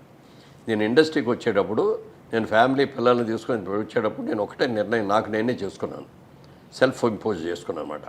సినిమా ఇండస్ట్రీలో ఉన్నంత వరకు, అంటే అది చేసుకోవడానికి కారణం అంటే సినిమా ఇండస్ట్రీలో గొప్పవాళ్ళు ఉన్నారు, వాళ్ళని చూసి ఏం చేయాలో, ఎలా చేయాలో, ఎలా కష్టపడాలో నేర్చుకున్నా. అలాగే కొంతమంది చాలా పెద్ద హీరోలుగా ఉండి వాళ్ళకున్న అలవాట్ల మూలంగా వాళ్ళ కెరియర్ని ఎలా పాడు చేసుకున్నారు అనే వాళ్ళని కూడా చూశాను. ఎవరు సార్ ఉదాహరణకి? పేర్లు చెప్పకూడదండి. ఓకే, రైట్, అర్థమైంది సార్. అందుకని నాకు నేనే కొన్ని రూల్స్ ఇంపోజ్ చేసుకున్నా. సినిమా ఇండస్ట్రీలో ఉన్నంత వరకు జోదం ఆడకూడదు, పేకాట ఆడకూడదు, డ్రింక్ చేయకూడదు, వ్యభిచారం చేయకూడదు, ఎవరితో ఆడాలతో లింక్ పెట్టుకోకూడదు. చాలా అది పెట్టుకొని మీరు చెప్తే నెంబర్ 40 ఏళ్ళు కంటిన్యూ చేసుకోవాలి. ఏ రోజున ఎక్కడ కూడా తాగటం కానీ, పేకాటం కానీ, రేసులకు వెళ్ళటం కానీ, అమ్మాయిలతో తిరగటం కానీ ఏమి. చాలా ప్రలోభాలు పెట్టిన వాళ్ళు ఉన్నారు, అవన్నీ చెప్పను. అయినా సరే, అంటే ప్రలోభాలు అంటే ఎలా పెట్టారు? ఏం కాదులే, పర్లేదు కాదు, బయట వాళ్ళు కూడా, సినిమా వాళ్ళే కాదు, బయట వాళ్ళు కూడా అప్పట్లో కొంచెం క్రేజీ యంగ్ హీరోగా క్రేజీగా కనపడేది సార్. మీరు అందగాడు అదొకటి. అంటే 2 రకాల వాళ్ళు ఉండేవారు. ఇదిగో ఇలాంటి అన్నయ్య ఉంటే బాగుంటుంది అనుకునే వాళ్ళు ఉన్నారు, ఇలాంటి మొగుడు ఉంటే బాగుండేవాళ్ళు అనుకున్నారు, ఇలాంటి తండ్రి ఉంటే బాగుండేవాళ్ళు అనుకున్నారు. అట్లా అనుకున్నారు తప్ప ఇంకా వేరేగా అనుకున్నారు. ఎప్పుడు సార్ ఒక డీసెంట్ నమ్మకం కలుగుతుంది ఈయన మీద అని అనుకునే వ్యక్తిని చూసినప్పుడు ఏ ఆడపిల్లైనా పెళ్ళైనా కాకపోయినా ఆ ఆలోచన రావడం సహజం. ఎందుకంటే ఈయన నమ్మచ్చు అనే ఫీలింగ్ వస్తుంది, భరోసా ఉంది ఈయన వల్ల అని. సో అలా మీరు చాలా మంది మనసుపడి ఉంటారు. మీరు పడకపోవడం గొప్ప కాదా అని కాదు కదా సార్, కానీ మీరు ఆ నిగ్రహం పెట్టుకోవడం అనేది చాలా గొప్ప. చాలా కష్టం కూడా. ఎందుకంటే అంత కావటానికి కారణం, నేను ఇండస్ట్రీకి వచ్చినప్పటికే నాకు పెళ్ళి 2 పిల్లలు ఉన్నారు. రేపు ఏదైనా నేను చేసిన తప్పుల మూలంగా నేను దెబ్బతినిపోతే నా భార్య రేపు నన్ను చూసి ఇదిగో ఇన్ని పెళ్లి చేసుకోవటం మూలంగా నేను ఇలా అయిపోయాను అని అనకూడదు. అలాగే నా పిల్లలు వీళ్ళకి పుట్టడం మూలంగా మా కర్మ, మేము ఇక్కడ వీళ్ళ కడుపులు పుట్టాము, ఇంత చెడ్డ పేరు వచ్చిందో అని మా పిల్లలు అనకూడదు. ఎప్పుడైనా నన్ను చూసి నా భార్య అయినా, నా పిల్లలైనా, నా బంధువులైనా, నా ఆత్మీయులైనా గర్వపడే రీతిలో నేను ఉండాలి తప్ప నేను చూసుకొని అసహించుకునే రీతిలో ఉండకూడదు అనేది చాలా స్ట్రిక్ట్, అంటే చాలా స్ట్రిక్ట్. 40 ఏళ్ళ తర్వాత నన్ను ఎందుకన్నానంటే 40 ఏళ్ళు ఉన్నాను ఊరికి. నేను సరదాగా నాగేశ్వరరావు గారు బాగా ఫ్రెండ్లీగా ఉంటారు, ఆయన అంటే నాకు చాలా ఆత్మీయం. ఐఎమ్ నిజంగా చెప్పండి, నేను నాగేశ్వరరావు గారి ఫ్యాన్ని. ఎన్నో సినిమాలు ఆయనతో కలిపి చేశాను. ఆయన ఒకరోజు అడిగారు సరదాగా, మురళి సాయంత్రం పూట నువ్వేం తీసుకుంటావు అన్నారు. నేను తీసుకోనండి అన్న. అదేమిటయా బాగా నిద్ర పడుతుందా అన్నాడు. శుభ్రంగా పడుకుంటాను, నీళ్ళు పడుకోగానే నిద్ర వచ్చేస్తాడు. కాదు 60 ఏళ్ళు దాటిన తర్వాత అప్పటికి క్యారెక్టర్ రోల్స్ వేస్తాను. హీరోలు అయిపోయి క్యారెక్టర్ రోల్స్లో ఉన్నప్పుడు అడిగాను అనమాట. 60 ఇయర్స్ దాటిన తర్వాత కొంచెం ఏదో ఒకటి తీసుకుంటా ఉండాలి, రోల్స్ అయిన కూడా కొంచెం వీక్ అయ్యి ఉంటాయి, వాటిని యాక్టివైజ్ చేయాలంటే ఏదైనా ఒక మంచి డ్రింక్, మామూలుగా సారా కొట్టడం, ఇయ్య కొట్టేసి తాగేసి వాగటం, కింద పడిపోవటాలు, రోడ్ల మీద పడిపోవటాలు ఇట్లా కాదు, నన్ను ఒక మెడిసిన్ లాగా ఒక వైన్ కానీ లేకపోతే మంచి బ్రాండీ వస్తుంది ఫారెన్ నుంచి మంచి, అలాంటివి తీసుకొని ఒక పెగ్గు లేకపోతే 2 పెగ్గు అంతే, అంతకుమించి తాగకూడదు అన్నాడు. అని ట్రై చేయన్నారు. అంటే ఇంత పెద్ద ఆయన చెప్పారు, అనుభవంతో చెప్పాడు, ఆయనకున్న అనుభవాలు ఎన్నో ఉన్నాయి, వైన్ దాగి చూద్దాంలే అని చెప్పాను. అందుకని వైన్ బాటిల్ ఒకటి తెప్పించుకొని ఇంట్లో కూర్చొని, ఇంటికి వచ్చినప్పుడు ఆ రోజున షూటింగ్లో అది 9 అయిపోయేది, లేకపోతే బయటకు వెళ్ళినా ఇట్లా 9 ఈజీగా అయ్యేది. ఇంటికి వచ్చేప్పుడు స్నానం చేసి అప్పుడు డ్రింక్ తీసుకోవటం మొదలుపెట్టి ఆ డ్రింక్ అయ్యి భోంచేద్దాం అనేవాడు 12 అవుతుంది. అప్పుడు దాకా మా ఆవిడ అక్కడే కూర్చుంటుంది తప్ప పడుకోది. వెళ్ళి తను భోజనం తన స్వహస్తాలతో భోజనం పెట్టడం ఎప్పుడూ లేదు, పెళ్ళైన మొదటి రోజు నుంచి ఈ రోజు వరకు కూడా తనే వడ్డిస్తుంది. అన్నీ కూడా వేడివేడిగా, ఆ రోజులో మైక్రోవేవ్లో అట్లాంటివి ఏమి లేకపోయినా కూడా నేను వచ్చే టైం చూసుకొని అన్ని కూరలు అవన్నీ వండేసేసి ఒక అన్నం మాత్రం వేడిగా పెట్టేవారు, వేడిగా అప్పటికప్పుడు వండేసి నేను ఇంట్లోకి వచ్చే స్నానం చేసి వచ్చే లోపల రెడీ అయిపోయేది అనమాట. అట్లా ఆ రోజు నుంచి ఈ రోజుగా వేడిగా తింటమే అలవాటు ఏదైనా సరే. Such a dedicated wife sir నిజంగా. అండ్ ఎంత నమ్మకంగా మిమ్మల్ని మీ వెంటే ఉండి మిమ్మల్ని నమ్మకంతో అంటే ఇండస్ట్రీలో ప్రోత్సహించడం అంటే సార్ వైఫ్ సపోర్ట్ లేండే మనకు అన్ని రంగాల్లో పార్ట్నర్ సపోర్ట్ ఉండాలి. నువ్వు ఎంత సంపాదించినా ఎంత కీర్తి ప్రతిష్ట ఇంటికి వచ్చేటప్పటికి హ్యాపీగా లేకపోతే అంతకంటే దరిద్రం ఇంకోటి ఉండదు. ఎన్నో ఈ ఫ్యామిలీస్లో చూశాను నేను ఇట్లాంటివి కూడా. అది వాళ్ళ తప్ప వీళ్ళ తప్ప అనేది పక్కన పెడితే అనుకూలమైన భార్య రాక అనుకూలమైన పిల్లలు లేకపోతే ఆ కుటుంబం ఎంత సంపాదించినా ఎంత పేరు ఉన్నా కూడా వేస్ట్. అవును సార్. నా అదృష్టం నన్ను దేవుడు పూజ చేయటం మూలంగా కానీ, తల్లిదండ్రులు నాకు ఇచ్చిన శిక్షణ మూలంగా కానీ, అలాగే నన్ను ఇంట్రడ్యూస్ చేసిన ప్రొడ్యూసర్ మూలంగా కానీ, నన్ను దారిలో పెట్టి అభివృద్ధి చేసిన దాసరి గారి మూలంగా కానీ, ఎవరైనా సరే వీళ్ళందరూ కూడా నాకు ఒక క్రమశిక్షణని బాగా నేర్పారు, ఎలా ఉండాలో నేర్పారు, ఎలా ఉండకూడదో కూడా నేర్పారు. అందుకని నాగేశ్వరరావు గారు అంత టైం చెప్పాడు, ట్రై చేద్దామని అని ట్రై చేసా కానీ నాకు అలవాటు కుదరలేదు. అది అలవాటు వారం 24 రోజులు ట్రై చేశాను, కుదరలేదు. ఇది మనకు కుదిరే కుదరదు కానీ వదిలేసాం. తర్వాత ఎప్పుడు మేడం 1 నెల అయిన తర్వాత నాగేశ్వరరావు ఏంటి ఇది మనం తీసుకుంటున్నావు అయినాను, లేదండి నాకు పర్లేదండి అది అన్న. తర్వాత అన్నాం కానీ తర్వాత మెల్లమెల్లగా ఏదో పార్టీస్, ఇప్పుడు నాగేశ్వరరావు బర్త్డే అనుకో ఆ రోజున పార్టీ ఇచ్చేవారు. అలాగే పెద్ద బర్త్డేలు ఎన్నో ఉన్నప్పుడు అక్కడికి వెళ్ళినప్పుడు ఏదో ఒక పెగ్ తీసుకోవటం అనేది అలా చేసా. కానీ అప్పుడు దాకా 47 మాత్రం అలా ముట్టుకోను. చాలా పెద్ద విషయం, చాలా గొప్ప విషయం సార్. ఎందుకంటే మేము ఇండస్ట్రీ గురించి మామూలుగా వినేది ఇదే బేసిక్గా దట్ ఆ వాతావరణం హాయిగా ఫ్రీగా ఉంటుంది కాబట్టి రూల్స్ లేకుండా ప్రేమలో పడడం ఈజీ, ఎవరినైనా ఇష్టపడడం. అందులో మీ చుట్టూ ఉండేవాళ్ళు అందమైన హీరోయిన్లు అందరూ. సో అది మీరు చాలా ఫోకస్ చేసి మరీ ఇలా ఉండడం అన్నది చాలా పెద్ద విషయం సార్. మీతో పాటు నటించిన హీరోయిన్స్ అందరిలో మోస్ట్ గ్లామరస్ ఎవరని మీరు అనుకున్నారు సార్? గ్లామరస్ అంటే మీకు సరైన జోడి. గ్లామరస్ అంటే శ్రీదేవి అంత గ్లామర్ ఎవరికీ లేదండి. చాలా అందంగా ఉండేవారు కదా సార్. చాలా ఎక్సలెంట్గా ఉండేది. ఆ కళ్ళు, అసలు ఎక్స్ప్రెషన్, ఫేసు, మంచి పర్సనాలిటీ. నాకు ఈక్వల్గా ఉండేది హైట్. అమ్మాయి కూడా 5'7", 5'8" ఉండుంటుంది. నేను 5'8.5". అమ్మాయి కూడా దగ్గర 7.5, 8 ఉండుంటుంది. Personality, behaviour, wonderful behaviour. ఎప్పుడు ఒక తప్పుగా మాట్లాడటం నాకు కానీ ఏదైనా చిలిపి పనులు చేయటం కానీ అట్లాంటిది ఏమి ఉండేది కాదు. ఆ తర్వాత అంత అందగా ఎవరు అంటే దీప గారు కూడా చాలా అసలు ఎంత అందంగా ఉండేది. కాకపోతే ఏంటంటే వాళ్ళ అమ్మ ఎప్పుడు పక్కన బ్యాగ్ పెట్టుకొని బ్యాగ్లో అన్ని బిస్కెట్లు, ఈ చీడిదిళ్ళు, బాదం పప్పులు ఇవన్నీ తెచ్చిపెట్టి షార్ట్ చేసి రాగానే పెట్టేస్తా ఉండేది. అంటే ఆ అమ్మాయి బాగా ఎర్లీ ఏజ్లో వచ్చింది. ఏదైనా అంటే ఎవరిని అడిగితే 16 years 3 months బాబు అనేది.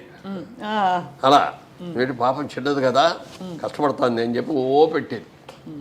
ఆ పెట్టడం మూలంగా కానీ లేకపోతే అమ్మాయికి ఏదో ముందే ఆర్టిస్ట్ చేయాలనే ఆలోచన ఉండి కొంచెం స్టెరాయిడ్స్ ఏదో ఇచ్చి ఇది కూడా చేశారని అంటారు. ఎంతవరకు దాని మూలం కానీ అమ్మాయికి బాగా బాడీ వచ్చేసింది తర్వాత. లేకపోతే చాలా అద్భుతమైన యాక్టర్ అయ్యాడు. జయసుధ గారు యశోద గారు ఇట్స్ ఏ ఫ్యామిలీ లేడీ. అదే అదే ఇక అందులో సినిమా యాక్టర్ లాగా ఉండదు. ఆవిడతో నటిస్తా అంటే రియల్ క్యారెక్టర్తో నటిస్తాం అనే ఫీలింగ్ వస్తుంది తప్ప సినిమా యాక్టర్ లాగా ఆవిడ నటించడం కూడా అలాగే చేస్తుంది. ఇప్పుడు మిగిలిన వాళ్ళు కొంతమంది చేసే దాంట్లో ఆర్టిఫిషియాలిటీ ఉంటుంది, అంతవరకే ఉండు, టచ్ అవ్వకూడదు, ముట్టుకోకూడదు అన్న లెవెల్లో ఉంటుంది. అవన్నీ ఉండేవి సార్ ఆంక్షలు, అంటే హీరోయిన్లు చెప్పేవారా? అప్పుడు లేదు, అప్పటికి లేదు. కానీ నాగేశ్వరరావు గారు వెంకట రామారావు గారు చేసే రోజులు ఉండేవి. జమున గారు అయితే ఎప్పుడు చేతులు ఇక్కడి నుంచి కిందే తప్ప పైకి పుట్టుకొచ్చేవారు, ఇట్లా ఈ కూడా పట్టుకొచ్చేవారు. ఓహో, అంత అంత ఇదిగా ఉండేది. అది ఎన్ని లేకపోయినా కూడా ఎంతైనా కొంచెం దూరంగానే ఉండేవారు. ఇట్లా అప్పుడు ఈ ముద్దులు గిద్దులు ఈ గొడవలు ఏమీ లేవు కదా. అవునవునవును. ఎంతవరకు దగ్గర ఉన్నాలో అంతవరకే ఉండేవారు ఆ క్లోజ్నెస్. ఈ అమ్మాయి వచ్చేటప్పటికంటే భార్య అంటే భార్యలాగానే ఉండేది అంత. ఇప్పుడు నేను చేసిన సినిమాల్లో కూడా హయ్యెస్ట్ సినిమాలు చేసింది ఆవిడతోటి. మా సినిమా ప్రొడక్షన్లో కూడా ఆవిడ చాలా సినిమాలు చేసింది. Very cooperative artist. అసలు మామూలుగా హీరోయిన్ లాగా గిద్దుకోటాలు ఉండవు. సింపుల్గా మేకప్ వేసుకొని వచ్చేస్తుంది. ఇది మధ్యతరగతి కుటుంబం క్యారెక్టర్ అంటే దానికి తగ్గట్టే హెయిర్ డ్రెస్ దానికి ఏముంటుంది, పెద్ద హెయిర్ డ్రెస్ కూడా చేసుకునేది కాదు. మామూలు నేత చీరలు, పట్టు చీరలు లాంటివి ఇట్లాంటివి కట్టుకొని అట్లా న్యాచురల్ యాక్టర్ లాగా ఉండేది అనమాట. సో అలా మరి జయచిత్ర గారితో ఆ రూమర్ వచ్చిన తర్వాత మీరిద్దరూ మాట్లాడుకోవడం జరిగిందా సార్? అయ్యో ఇలా వచ్చేసింది, ఎలా క్లియర్ చేద్దామని. మరి కోర్టుకి వెళ్ళినట్టున్నారు కదా మేడం? నేనే వెళ్ళాను. కోర్టుకి వెళ్ళలేదు. ముందు నోటీస్ ఇచ్చాం వాళ్ళకి, పేపర్ ఆడికి ఇవ్వగానే ఆడి పరిగెత్తుకు వచ్చేసి, సార్ మా వాడు ఎవడో తప్పుగా ఇచ్చాడు, సారీ అండి క్షమించండి అంటే అది విత్డ్రా చేసుకున్నారు. చేసుకున్న తర్వాత అది జరిగిన నెల రోజులకి అప్పుడు అన్ని సినిమా అక్కడి నుంచి మెడ్రాస్ నుంచి వచ్చేవాళ్ళం కదా, మెడ్రాస్లోనే ఉంది ఇండస్ట్రీ. మార్నింగ్ ఫ్లైట్కి ఇక్కడ షూటింగ్కి వస్తున్నాం. దాసరి గారు ఒక షూటింగ్ వస్తున్నారు, నేను ఒక షూటింగ్కి వెళ్తున్నాను, జయచిత్ర గారు ఒక షూటింగ్కి వెళ్తున్నారు. ముగ్గురు ఫస్ట్ మార్నింగ్ ఫ్లైట్లో ఇక్కడికి వచ్చాం. ఆడు మళ్ళీ ఇమ్మీడియట్గా నెక్స్ట్ డే ఆడు పేపర్లో రాశాడు, వాళ్ళ రోజు దాసరి గారి ఆధ్వర్యంలో మురళీమోహన్ గారు జయచిత్ర గారు పెళ్లి చేసుకోవడానికి హైదరాబాద్ వెళ్ళారు. ఎక్కడ కూడా బాబు, ఆవిడ ఎప్పుడు నువ్వు అని కూడా పర్లేదు. ఇన్నేళ్లలో నువ్వు అని కూడా అనలేదండి. నా హీరోయిన్స్ ఎవరైతే మీరేనే అంటాను నేను, ఎవరిని కూడా. యశోదరు కూడా నువ్వు అంట, నువ్వు అన్నాను, మీరే అని అంట. కాబట్టి ఏంటంటే జయసేత్తో క్లోజ్ ఏంటంటే I treat her as my sister, అందుకని బాగా క్లోజ్గా ఉంటాం. అప్పుడప్పుడు నువ్వు అనుకోవచ్చేమో, కానీ మిగిలిన వాళ్ళు ఎవరితో కూడా నువ్వు అనే మాట అన్నాను నేను. చాలా డిస్టర్బింగ్ సార్ ఇవన్నీ. అంటే పబ్లిక్ ఇమేజ్ అందులో కొంచెం మనం అన్నిటికీ ఎఫెక్ట్ అవుతా ఉంటాం. ఇప్పుడైతే సోషల్ మీడియాలో ఎడపడ రాస్తున్నారు, నోటికి వచ్చినట్టు రాసేస్తారు. దాసరి గారు అద్దాల మేడ సినిమా చేసేటప్పుడు ఓ డైలాగ్ రాశారు దాంట్లో, సినిమా వాళ్ళ మనందరం కూడా అద్దాల మేడల్లో ఉంటాం, మనం ఏ చేసిన ప్రతి పని కూడా భూతద్దాల్లో మనం చూస్తూ ఉంటారు వాళ్ళు. మనం తప్పు చేసినా ఒప్పు చేస్తే బాగుందంటారు, మెచ్చుకుంటారు. తప్పు చేస్తే మాత్రం రాళ్ళు విసిరి కొడతారు, మన అద్దాలు పగిలిపోతాయి, మన బతుకు బజారు పాలైపోతుంది అని ఆ డైలాగ్ ఎంత బాగా నచ్చిందో నాకు. ఆ డైలాగు దాన్ని తూచా తప్పకుండా పాటించాను. ఎక్కడ కూడా ఎప్పుడన్నా ఏదన్నా మీరు అన్నట్టు ఇందాక పార్టీలో ఎక్కడ ఏదైనా చిన్నగా తీసుకున్నా కూడా జనం ఎవరో లేనప్పుడు చూసి తీసుకోవటమే. పబ్లిక్లో ఉన్నప్పుడు సిగరెట్లు తాగడం కానీ ఇది కానీ అది కూడా సిగరెట్లు కూడా ఏంటంటే నాకు అలవాట్లేదు, కానీ వాయిస్ కొంచెం థిన్గా ఉండేది బిగినింగ్లో, బేస్ అది ఉండేది కాదు. అప్పుడు మ్యూజిక్ డైరెక్టర్ చక్రవర్తి గారే సలహా ఇచ్చాడు, నువ్వు చుట్టలు తాగు రోజు అన్నాడు. ఊళ్ళో ఆయన చుట్టలు వాళ్ళగా అదండి అన్న. అయితే సిగరెట్ తాగానే ఆయనే ఫస్ట్ సిగరెట్ ఇచ్చాడు. సిగరెట్ తాగిన తర్వాత అదొక రోజుకో 10 సిగరెట్లు అని అది లిమిట్ పెట్టుకొని ఆ లిమిట్ దాటకుండా అట్లా కొన్నాళ్ళు చేశాను. మళ్ళీ అయ్యప్ప మాల వేసుకుంటే మళ్ళీ మానేసేవాడిని, మళ్ళీ మాల అది తీసేసిన తర్వాత తాగాడు. ఒక రోజున అనిపించింది, అయ్యప్ప మానేసాం కదా, 30-40 రోజులు మానేసాం, ఎందుకు కంటిన్యూ చేయాలి అని అనుకున్నాను. అంతే, మళ్ళీ మానేసాం అంతే. అక్కడి నుంచి అది కూడా బంద్, అంతే కట్. సార్ ఇప్పుడు మీకు కృష్ణ గారు చాలా ఆత్మీయులు. కృష్ణ గారు విజయ నిర్మల్ గారు పెళ్లి చేసుకున్నప్పుడు మీరు సీన్లో ఉన్నారా? అంటే అప్పటికి నేను లేదు. అప్పటికి మీరు లేదు. అప్పుడు నేను ఆర్టిస్ట్ కాదు కానీ మీకు ఫ్రెండ్గా పరిచయం కదా అంతకుముందు కాలేజ్ నుంచి. మీరు ముక్కులు వెళ్ళేసుకున్నారు, అయ్యో ఇలా చేశారేంటి అని కొంచెం ఫీలింగ్. అంటే బికాజ్ భార్య he's a very good family man. అదే, అమ్మాయి కూడా చాలా సంసారపక్షంగా ఉంటుంది, ఆవిడ కూడా చాలా మంచిది.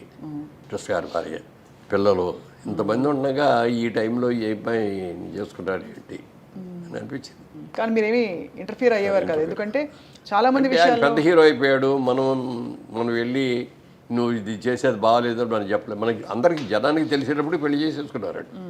అవును అవును పెళ్లి రాజబాబు చేసుకున్న గారు తర్వాతే చేశారంటారు. తెలిసింది. అదే అవును చాలా ధైర్యం సార్, కానీ సక్సెస్ఫుల్గా నడిపించి ఇద్దరు అంటే ఆవిడ కూడా అది మాత్రం దండగా. అంటే భార్యగా ఉండగా రెండో భార్యను చేసుకోవడం అనేది తప్పే అయినా కూడా ఒక మంచి నిర్ణయం వాళ్ళిద్దరు తీసుకుని, అంటే ఇద్దరికి కూడా మంచి బెనిఫిట్. జరిగింది, బెనిఫిట్ అయింది. బాగా.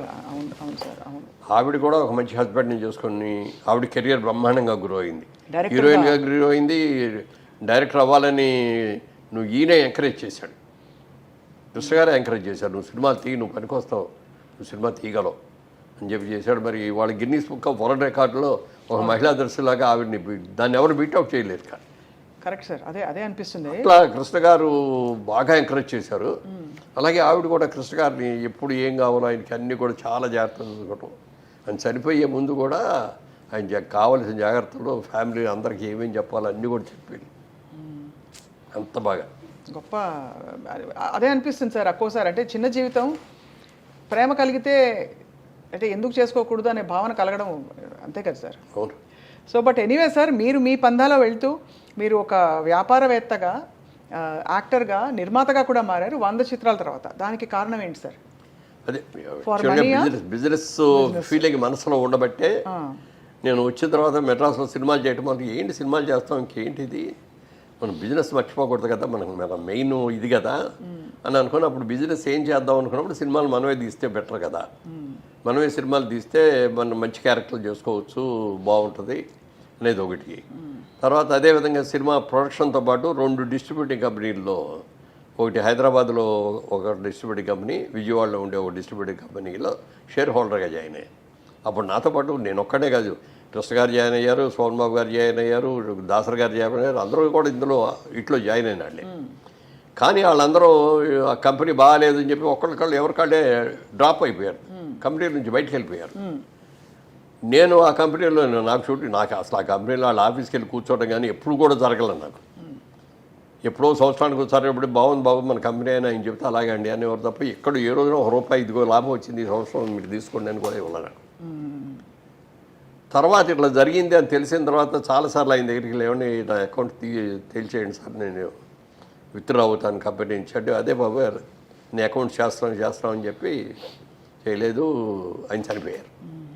చనిపోయిన తర్వాత ఆ కంపెనీ మీద ఉన్న అప్పులన్నీ నా మీదకి వచ్చారు. నాకేంటి సంబంధమే, మీరెవరో నాకు తెలియదు, నేనెవరో మీకు తెలియదు, మీరు నా దగ్గరికి వచ్చారండి, మీరు కంపెనీలో పార్ట్నర్ కదండి, మరి మీరే తెలుసాలి మాట్లాడితే నిజమేనండి, అది కంపల్సరీ మన మీద ఆ బాధ్యత పడుతుంది. అప్పుడు అందరిని పిలిచేసి నేను మీకు సంబంధం లేదు, నేను తీసుకోలేదు, అయినా మీరు కట్టాలంటున్నారు కాబట్టి మీరు కట్టిన డబ్బుకి నేను వడ్డీ ఇవ్వను. ఫస్ట్ నెంబర్ 1 అసలు అమౌంట్ ఎంత అయితే ఆ అమౌంట్లో 50% ఇస్తాను నేను అంతకంటే ఎక్కువ ఇవ్వలేను, నా దగ్గర అంత సంపాదన కూడా లేదు. దానికి మీరు ఇష్టం అయితే ఇచ్చేస్తాను, లేకపోతే నేను ఇవ్వలేను, మీరు ఏం చేసుకుంటారో చేసుకున్నాను. అలా 6 రోజులు ఆలోచించుకొని సరే అంతా ఇవ్వండి అన్నారు. అది అప్పటికి ఇచ్చేస్తే అప్పుడు దాకా నేను సంపాదించింది సరిపోయిందండి. అంటే మాటకు నిలబడాలి కదా కంపెనీ అయిన తర్వాత. నిర్మాతగా మారి మీరు 25 సినిమాలు తీసారా సార్? 25లో అన్ని మీరు అన్నట్టు చాలా గొప్ప సినిమాలు. అతడు లాంటి సినిమా నిర్మించారు, అతడు మీరే కదా సార్ నిర్మించింది. అతడు అలాంటి తర్వాత ఎందుకు మీరు విరమించుకున్నారు? అంటే అతడు సినిమా అయ్యేటప్పటికి ఏమైందంటే పొలిటికల్గా నా మీద ఫోర్స్ తీసుకొచ్చి బలవంతంగా తీసుకెళ్లారు. రాజకీయాలకు మీకు ఇష్టం లేదు సార్? అస్సలు ఇష్టం లేదు. ఎందుకు సార్? ఎందుకంటే మా నాన్నగారు చిన్నప్పుడు ఆ రాజకీయాల్లో ఉండటం మూలంగా ఫ్యామిలీ దెబ్బతింది అనే ఫీలింగ్ మనసులో చాలా ఎక్కువ ఉంది. తర్వాత సినిమాల్లోకి వచ్చేటప్పటికి ఏమైనా ఏంటంటే సినిమా యాక్టర్ అనేవాడు ఎవరైనా సరే ఓ పార్టీకి సంబంధించిన వాడు అని అంటే అతని పార్టీలో సినిమా చూడరు కదా మన పార్టీ వాడు అనేది మన సినిమా చూడొచ్చు, అదే చూడరు. మన మూలంగా ప్రొడ్యూసర్ ఎందుకు ఇది అవ్వాలి అనేది చాలా గట్టి భావన అది. అయితే ఎన్టీ రామారావు గారు సినిమాలు యాక్ట్ చేయడం మానేసి పార్టీ పెట్టి కాకి బట్టలు వేసుకొని చైతన్యరావు మీద తిరుగుతా అంటే ఒక ఇన్స్పిరేషన్ వచ్చింది. ఆయన మేము అప్పుడు పిచ్చి పందులు అనే సినిమా ఏలూరు దగ్గర పెద్దపాడారు ఉంది, ఆ ఊళ్ళో షూటింగ్ చేస్తా అంటే అక్కడికి వచ్చారా. ఆ రోజు షూటింగ్ ఆపేసి మేము అందరం కలిసి అక్కడికి వెళ్ళాం. నేను, రావు గోపాలరావు గారు, హర్షాడ్ గారు, గిరిబాబు గారు, కవిత, మాధవి, మేము అందరం కలిసి వెళ్ళాం. ఆయన చెప్పిందన్నా చాలా ఇన్స్పైర్ అయ్యాం ఆయన చెప్పిన మీటింగ్ మీరు కూడా. తర్వాత పిలిచారు, చైతన్య నదిలోకి వెళ్ళి కూర్చున్నాం. ఏంటి బ్రదర్ ఇక్కడ ఉన్నారంటే ఇట్లా సినిమా షూటింగ్ జరుగుతుందండి అది అని చెప్పి అప్పుడు అన్నాం అనమాట. ఇన్స్పైర్ అప్పటికప్పుడు ఫీలింగ్ వచ్చేసి సార్ మీరు ఎప్పుడు రమ్మంటే అప్పుడు వస్తాం, మీరు ఏ పని చేయమంటే ఆ పని చేస్తాం సార్ అబ్బా. అని చెప్పి మేము నలుగురు అన్నాం. సత్యనారాయణ గారు, రావుగోపాలరావు గారు, గిరిబాబు, నేను నలుగురు అన్నాం. ఆడపిల్లలు అర్థం లేదు కానీ మేము నలుగురు అన్నాం. అని మా జేబులో ఏమేమి డబ్బులో అవి తీసాయి, ఆ జోన్లో వేసాం. వద్దు బ్రదర్ మీరు ఎవరు రావద్దు, నేను ఇందిరాగాంధీకి పోటీగా లేచి వచ్చాను. ఇక్కడ తనకు శత్రువులు అంటే వాళ్ళని ఎలా దెబ్బ కొట్టాలని ఆవిడకి తెలిసినంతగా ఎవరికి తెలియదు. నేను సక్సెస్ అయితే వెళ్ళండి గుడ్, సక్సెస్ కాకపోతే నా అంతు చూస్తారు వాళ్ళు, ఎంత సాహసం అందుకని సార్ మీరు బాబోయ్. మాత్రం వద్దు అని చెప్పి మమ్మల్ని ఎవరు రానివ్వాల, వద్దనే అన్నారు. తర్వాత ఎలక్షన్ సడన్గా అనౌన్స్ చేసేటప్పటికి మళ్ళీ వెళ్ళాం. ఏమంటే ఎలక్షన్ సడన్గా ఇది చేశారు, మీరు రాయలసీమ తిరిగారు, కోస్టల్ ఆంధ్ర తిరిగారు, కానీ తెలంగాణ కవర్ చేయలేదు మీరు ఓకే అంటే మేము వెళ్ళి తెలంగాణలో ప్రచారం చేసి వస్తామండి అన్నాం. దానికి కూడా వద్దన్నారు. సరే ఇంకా అంతకంటే మనం చేయగలిగింది ఏమీ లేదని ఆ పిచ్చిపందుల సినిమాలో వెంటనే ఆత్రేయ గారికి ఫోన్ చేసి, రామారావు గారి మీద ఒక మంచి పాట రాయండి సార్ మాకు, అది ఆయన పొలిటికల్ దీనికి హెల్ప్ చేసేటట్టుగా ఉండాలి అని ఫోన్ చేస్తే వెంటనే ఆయన 2 daysలో ఇచ్చేసారు మాట. మామూలుగా ఆత్రేయ గారు అంటే 4 రోజులు తీసుకుంటాడు, ఇవ్వడం తొందరగా. ఏ పాట సార్ అది? పాట రాయికి ఆత్రేయ గారు బాధ పెడతారు, పాట రాసిన తర్వాత ప్రజలు ఆ పాట చూసి ప్రజలు ఏడ్చేటట్టు చేస్తారు. అదే అవునవును. అది మంచోళ్ళందరూ పోయారు, మంచిని చెప్పే పోయారు, ఆ మంచిని కాచే మనుషులు ఇప్పుడు మనలో కరువయ్యారు, రావయ్యా రామయ్య ఈ రాజ్యమే నీదయ్యా. అబ్బా, ఒక ముక్కలో చెప్పేశారు మొత్తం. చేశారు. ఇక అది ఆ పాట చూస్తే అందులో పాత నాయకులు గాంధీ గారు, నెహ్రూ గారు వాళ్ళ ఫోటోలు అవన్నీ కూడా వేస్తూ ఈయన సినిమాలో యాక్ట్ చేసిన ఫోటోలన్నీ ఒక గోళ్ళ మీద అంటించేసి ఇక అది అందులో ఒక గ్రూప్ సాంగ్ లాంటిది అన్నమాట. ఆ గ్రూప్ సాంగ్లో ఎన్ని పెట్టి. అప్పట్లో మనకి డిజిటల్ మీడియా లేదు కదా సార్, ఎక్కడ విడుదల చేశారు అది ఏది ఈ పాటని? ఎక్కడ విడుదల చేయడానికి లేదు, సినిమాలో పెట్టేశాం. ఓ సినిమాలో పెట్టేశారు. సినిమాలో పెట్టేశాం. సినిమా రిలీజ్ నాటికి ఇంకా 3 రోజుల్లో రిలీజ్ అనగా ఈయన ముఖ్యమంత్రి అయిపోయారు. అది ఆ ప్రమాణ సేకరణ తీసాం. మళ్ళీ సినిమా ఎండ్లో ఆయన ప్రమాణ సేకరణ చేసి దాని మీద మళ్ళీ పాట వేసాం.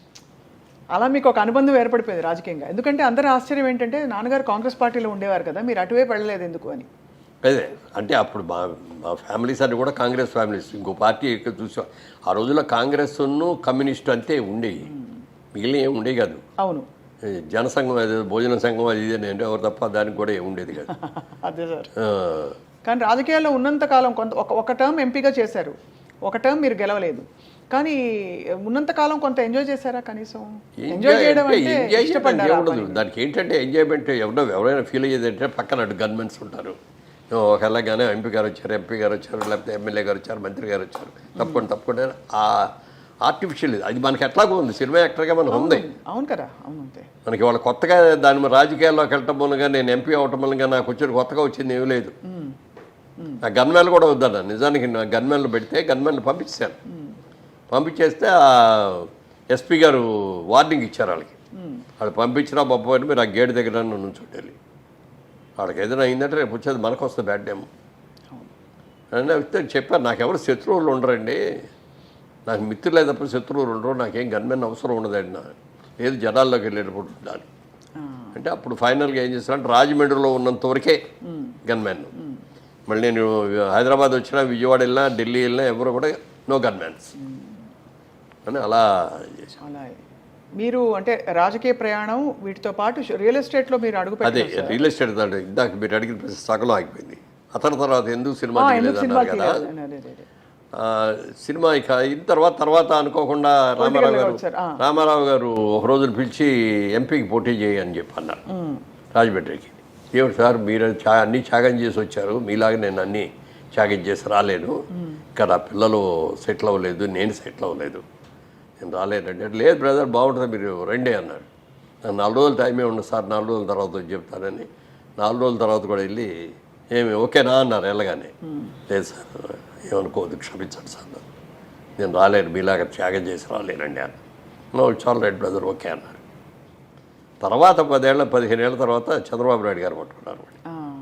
ఆ రోజున రమ్మంటే రాలేదు, నువ్వు సెటిల్ అవ్వలేదు, నువ్వు బిజినెస్లోనే సెటిల్ అయ్యారు, నీ పిల్లలు కూడా పెళ్ళి వెళ్ళిపోయి వాళ్ళు సెటిల్ అయ్యారు, రా అంట కూర్చున్నారు.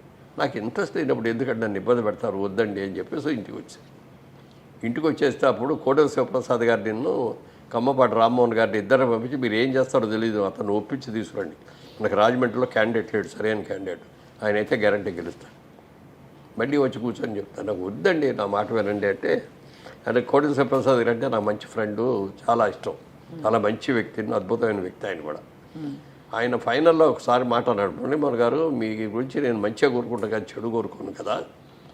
మీరు బిజినెస్లో సక్సెస్ అయ్యారు, సినిమాల్లో సక్సెస్ అయ్యారు, పిల్లలు కూడా సెటిల్ అయ్యారు, రాజకీయంగా కూడా మీరు ఇదైతే బాగుంటుంది.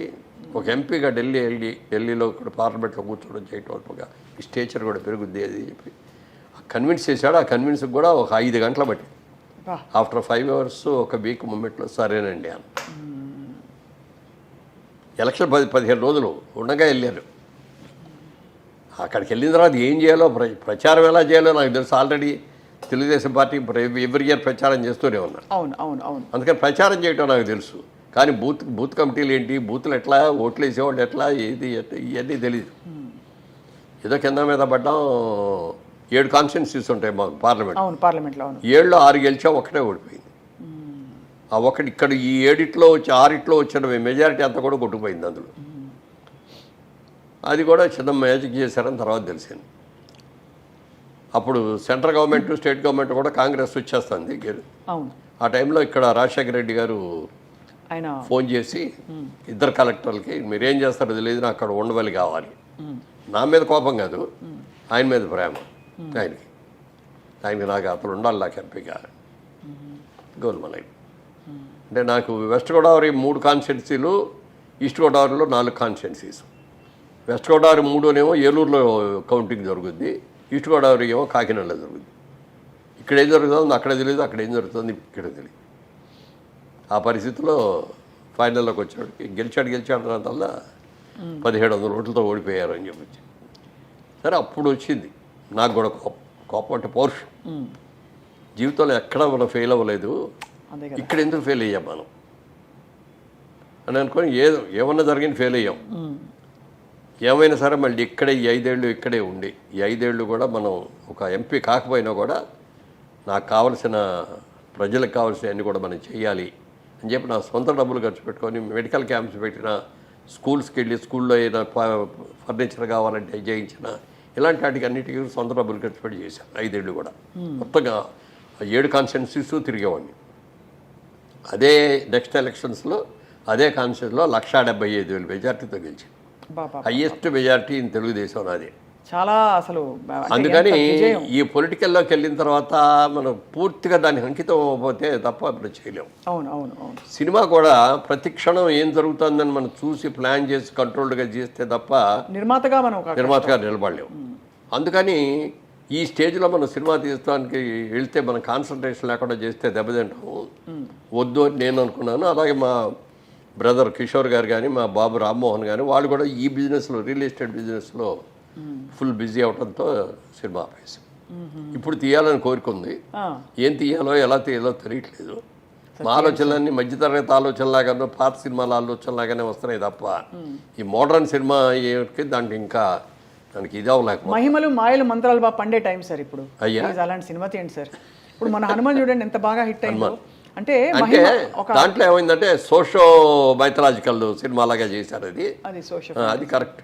అది ఏదో ఒక దేవుడు అట్లా. దీనికి బాగా ఉంది సార్ కార్తికేయ అంతకు ముందు. అంటే ఇవి అసలు తిరుగు లేకుండా హిట్ అవుతున్నాయి ఈ పద్ధతిలో ఉండే సినిమాలన్నీ అనిపిస్తుంది నాకు. మంచి లైన్ తీసుకున్నాడు అతను. చూసే వాళ్ళకు కూడా ఒక పాజిటివ్ ఇది వస్తుంది, ఒక దైవ కనెక్షన్ వస్తుంది కదా. సో దానివల్ల అందరూ ఇష్టపడి పెద్ద హిట్ అయిందంటే హిందీలో కూడా పెద్ద హిట్ అయిపోయింది. అవును సార్. వీళ్ళందరూ తెలుగు యాక్టర్లు ఈ తెలుగు సినిమా అక్కడ రిలీజ్ చేస్తే అది పెద్ద హిట్ అయిపోయింది. అలా వి ఎక్స్పెక్ట్ సార్ మీరు తప్పకుండా. ఎందుకంటే సో యాక్టివ్ అండ్ ఇంకా అదే ఏ టైప్ అనేది ఇక్కడ డిసైడ్ చేసుకోలేదు. కథలు వింటున్నాను కానీ ఏదోదో చెప్తున్నారు. మనం ఇలాంటి కథలు అయితే మనం ఇక్కడ కూర్చొని రోజు పని చేయొచ్చు అన్న లెవెల్లో కథలు. మాట కామాట లవ్ స్టోరీలు బోరు సార్. ఎందుకంటే ఇప్పుడు బాగా మారిపోయాయి లవ్ స్టోరీ పద్ధతి. ఎరా అంటే ఎరా అనుకుంటున్నారు, అబ్బాయి అమ్మాయి అందరూ మందులు తాగుతున్నారు, అందరూ సిగరెట్లు తాగుతున్నారు. అది అండ్ ఇప్పుడు 2 అబ్బాయిలు 1 అమ్మాయి ఇలాంటివి ఎక్కువైపోయాయి. అంటే దాంట్లోకి వెళ్ళలేదు నేను నిజంగా. చిరాగ్గా ఉంటుంది కదా సార్ చూస్తే కూడా. తర్వాత లివింగ్ టుగెదర్లో పెరిగిపోయినాయి సోషల్ లైఫ్లో కూడా. ఆ లివింగ్ టుగెదర్లు తీయాలన్నా కూడా నా మనసు అవ్వదు. మీరైతే సంప్రదాయవాది సార్ అయితే పూర్తిగా, ఎందుకంటే కుటుంబం, భార్య, పిల్లలు, అది ఫ్యామిలీ ఓరియంటెడ్ ఆ సినిమాలాగా ఒక సినిమా తీస్తే ఇప్పుడు ఆడుతుందా లేదా అనేది అనుమానం ఉందండి. అందుకే వాటి రెండింటికి వయా మీడియా సోషల్ ఫ్యాంటసీ. అదే సార్, సోషల్ ఫ్యాంటసీ మధ్యలో పెడితే. అవును సార్. ఇప్పుడు అంటే మీరు మీరు శోభన్ బాబు గారికి కూడా చాలా క్లోజ్ కదా సార్. వారికి ఇన్ఫాక్ట్ రియల్ ఎస్టేట్ లో డబ్బులు పెట్టమని ఆయన ఇచ్చారు సలహా. ఆయన మీకు సలహా ఇచ్చారా, మీరే ఆయనకి ఇచ్చారంటే? ఏం లేదు, ఆయన ఒక రోజున అడిగారు, మురళీమోహన్ గారు మీ ఎర్నింగ్స్ అన్ని ఎక్కడ ఇన్వెస్ట్ చేస్తారు ఏంటి అని అడిగారు. Sir I'm basically business man అండి, సినిమాల్లోకి వచ్చినా కూడా సినిమాలు తీసుకుంటున్నా కంపెనీ పెట్టి, అలాగే నాకు నచ్చిన సినిమాలు జిల్లాలు కొనుక్కుంటున్నాను, ఈ రెండు కాకుండా 2 డిస్ట్రిబ్యూటర్ కంపెనీలో షేర్లు కూడా పెట్టానండి అని. అంటే వాళ్ళు మీకు లాభాలు పంచిపెడతారని అనుకుంటున్నారా అన్నాడు. పంచిపెడతారండి, చాలా మంచివాళ్ళు అండి అని. మిమ్మల్ని మీ అంత పిచ్చాళ్ళు ఎవరో ఉండరు, వాళ్ళు కష్టపడి సంపాదించి ఆ డబ్బుల్ని మీకు పంచుతారంటే వాళ్ళు తినగా ఏమైనా మిగిలితే మీకు ఇస్తారు ఎవరు ఇట్లా అన్నాడు. కాదండి అన్న, మొత్తానికి 2 కూడా ఫెయిల్ అయిపోయాయి. సంవత్సరం అయిన తర్వాత 2 పోవటం కాకుండా నా డబ్బులు కూడా మళ్ళీ పెట్టిన డబ్బులు పోవటమే కాకుండా మళ్ళీ మిగిలిన డబ్బులు కూడా అప్పులు తెచ్చా కదా. అప్పుడు మళ్ళీ ఆయన దగ్గరికి వెళ్ళి అడిగామండి, మీరు చెప్పినట్టే అయింది, మీరు నాకంటే సీనియర్ హీరో, నాకంటే పెద్ద హీరో, నాకంటే ఎక్కువ రెమ్యూనరేషన్ తీసుకుంటున్నారు, మరి మీ డబ్బులంతా ఎక్కడ ఇన్వెస్ట్ చేస్తున్నారండి అని అడిగితే అప్పుడు చెప్పాడు ఆయన, ఈ ప్రపంచంలో 3 వంతులు సముద్రమే ఉంది, 1 వంతే భూమి. ఆ భూమిలో కూడా మంచు పర్వతాల మీద మనం వెళ్ళి ఉండలేము, అలాగే ఎడారుల్లో మనం ఉండలేము. నివాసయోగ్యమైన స్థలాలు తక్కువే ఉంటాయి. ఈ భూమిని ఎవరో పెంచలేరు, భూమి అలాగే ఉంటుంది. జనాభా విపరీతంగా పెరుగుతున్నారు ప్రపంచం యావత్తు. రాబోయే రోజుల్లో ల్యాండ్కి డిమాండ్ వస్తాయని చెప్పి నేను మొత్తం ల్యాండే కొంటున్నాను. అబ్బాయి ఎంత బ్రిలియంట్, అందరికీ తెలిసింది ఆయన సముద్రం ఇంత, ఇది భూమి ఇంత అని తెలుసు మనకి, కానీ ఈ క్యాలిక్యులేషన్ చెప్పింది ఆయన. ఆయన మొత్తం ఎంత భూములు కొన్నాడో తెలుసు అండి మెడ్రాస్ చుట్టుపక్కల. ఎంత సార్ సుమారు? అసలు ఐడియా కూడా లేదు నాకు. అడిగాడు ఆయన 5,000 ఎకరం 5,000తో కొన్నాయి, ఇప్పుడు 5 కోట్లు అయింది. బాబా అంటే ఎన్ని వందల ఎకరాలు కొని ఉంటారు ఆయన?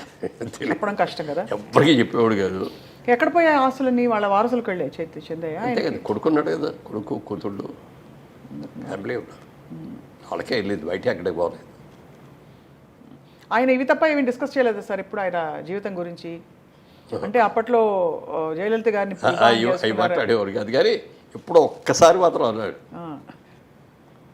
చాలా హ్యాపీగా ఫీల్ అయ్యేవాడిని. అది అంటే ఒక వండర్ఫుల్ వైఫ్ లాగా అనిపించేది ఆవిడ నాకు, జయలలిత గారు. బట్ దెన్ దేవర్ మ్యారీడ్ కదా సార్, అంటే దేవర్ అంటే ఒక బంధంలో ఉన్నారు. అంతే కదా, మ్యారేజ్ అని చేసుకోలేదు. అదే చూస్తే అనిపిస్తుంది సార్, అంటే జీవితం చిన్నది, అప్పుడప్పుడు అనిపిస్తుంది బాధ్యతలు కరెక్టే ఉండాలి, చూసుకోవాలి అందరినీ, బట్ మనసుకి ఎవరు మాట చెప్తారు సార్? ఆత్రేయ గారు చెప్తే కూడా విందు మనసు మాట. సో అది దాన్ని అన్నీ దాటుకుంటూ మీరు కింగ్ సార్ నిజంగా, ఎందుకంటే అన్నిటినీ రెసిస్ట్ చేసి మీరు డిసైడ్ చేసేసుకున్నారు కాబట్టి. అది అప్పుడు ఆ సోమన్ బాబు గారు ఐడియా పెట్టుకొని మనం హీరో వేయట్లేదు, క్యారెక్టర్ రోల్స్కి వస్తాం అని క్యారెక్టర్ రోల్స్ చేస్తా అంటే హీరో ఫాదర్ లాగా లేడండి, బ్రదర్ లాగా ఉన్నాడండి అని అంటే మొదలెట్టారు. నేను ఎక్స్పెక్ట్ చేసిన లెవెల్లో క్యారెక్టర్స్ రాలా. ఇప్పుడు మనం ఇంక దీని మీదే బేస్ అయితే మనం దెబ్బతింటాం, ఉన్నదంతా తిట్టా కూర్చుంటే బిజినెస్ చేయాలని ఇప్పుడు హైదరాబాద్ షిఫ్ట్ కూడా అయ్యాం కాబట్టి అప్పుడు సోమన్ బాబు గారు చెప్పిన ఐడియాతో రియల్ ఎస్టేట్లోకి దిగడమే కాకుండా రాణించారు సార్. అసలు హౌ టు రాణించారంటే అందరు కూడా వద్దన్నారు ఇక్కడికి రాగానే. ఇక్కడ అన్ని మోసాలు, గోండాయిజం చాలా ఉంటుందండి. నెక్స్ట్ అదే అడగబోతున్నాను, అమ్మిన పొలాన్ని మళ్ళీ ఇంకోటి రిజిస్ట్రేషన్స్ ఇవన్నీ డబుల్ రిజిస్ట్రేషన్, ట్రిపుల్ రిజిస్ట్రేషన్లు జరుగుతాయండి అన్నాడు. నేను మాత్రం అలా చేయను. ప్రతి వాడికి కూడా నాకు అంటూ ఒక చిన్న ఇల్లు కట్టుకోవాలనే ఆశ ప్రతి ఒక్కడికి ఉంటుంది.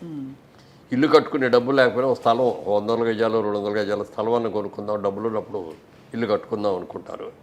ప్రతి ఒక్కరి ఆశ ఇది. ఈ ఆశని, ఈ కళని నిజం చేసే వ్యాపారం నాది రియల్ ఎస్టేట్ అంటే. అంత నీట్గా దాన్నే దృష్టిలో పెట్టుకొని చేస్తాను. ఎవ్వరు మోసం చేయటం అనేది కానీ, లేకపోతే ఇంకో ల్యాండ్ ఇంకోటి చేయటం కానీ, క్లియర్ ల్యాండ్స్ రైతుల దగ్గర నుంచి కొనుక్కుంటాను, దాన్ని ఇచ్చేస్తాను, దానికి అమ్ముతాను, దాన్ని బాగా బ్రహ్మాండంగా డెవలప్ చేసి అమ్ముతాను అని చెప్పి అట్లా చేశాను. అలాగే చేసాం. ఇవాళ ఈ స్టేజ్లో ఉన్నామంటే ఆ జైవేరీ సంస్థకు వచ్చిన పేరు, ఆ నిజాయితీగా ఇన్నేళ్లలో మీరు చూస్తే నా చిన్నప్పటి నుంచి కూడా, చిన్నప్పుడు మా ఊర్లో ఉన్నప్పుడు కానీ, స్కూల్లో కాలేజీలో చదువుకున్నప్పుడు కానీ, విజయవాడలో బిజినెస్ చేసినప్పుడు కానీ, మెడ్రాస్ వచ్చి సినిమా రంగంలో ఉన్నప్పుడు కానీ, హైదరాబాద్ వచ్చి మళ్ళీ రియల్ ఎస్టేట్లో వచ్చిన తర్వాత కానీ రాజకీయాల్లో ఉన్నప్పుడు కానీ ఎప్పుడు ఎక్కడ ఒక బ్లాక్ మార్క్ మురళీమోహన్ ఈ తప్పు చేశాడు అనేది రాకుండా బతికాను. చాలా గొప్ప విషయం సార్ అది. అది పెద్ద అదే ఒక పద్మవిభూషణ్ కంటే ఎక్కువ అది. ఎందుకంటే మీరు ఇచ్చుకోవాల్సిన గొప్ప ఇది సార్ అది. కానీ ఎప్పుడైనా మీకు ఇంకా నాకు నెక్స్ట్ ఏంటి అని ఆలోచిస్తే ఇంకా సాధించవలసింది ఏమైనా ఉందా అనిపిస్తుంది? లేదు, అసలు నేను ఎప్పుడు నెక్స్ట్ ఏంటి అనేది ఆలోచించలేండి.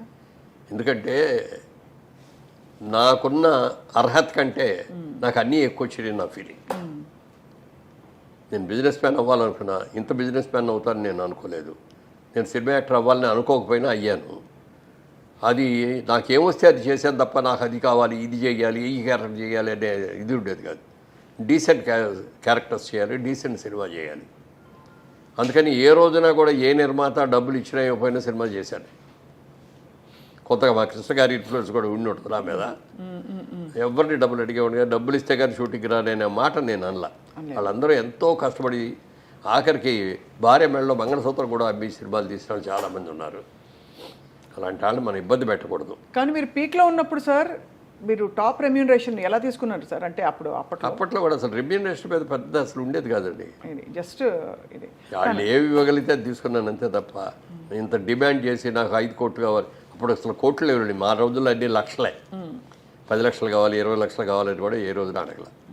నేను మ్యాక్సిమం తీసుకున్న ఈ రోజు వరకు నేను తీసుకున్న మ్యాక్సిమం రెమ్యూనరేషన్ అంతా అంటే 5 లక్షలు. కానీ అందులో పొదుపు చేశారు చూడండి సార్, సేవ్ చేసి దీన్ని గ్రో చేశారు. అది గ్రేట్ సార్. ఎంత దాచుకోవాలి సార్ సుమారుగా? మీరు ఒక బిజినెస్ మ్యాన్ కాబట్టి ₹1 సంపాదిస్తే, ఇప్పుడు మా అలాంటి ప్రొఫెషనల్స్ ఉంటారు, లేదు ఇంకో కొంచెం ఏదైనా ₹1 ఎంత దాచాలి సార్ ముందు? ఎంత దాచుకోవాలంటే ₹100 జీతం సంపాదించుకునేవాడైనా సరే ₹10 ₹15 రాగానే ముందు తీసుకెళ్ళి ఆ డబ్బాలో వేసేయాలి. ఆ మిగిలిన 80 ఖర్చు పెట్టుకోవాలి.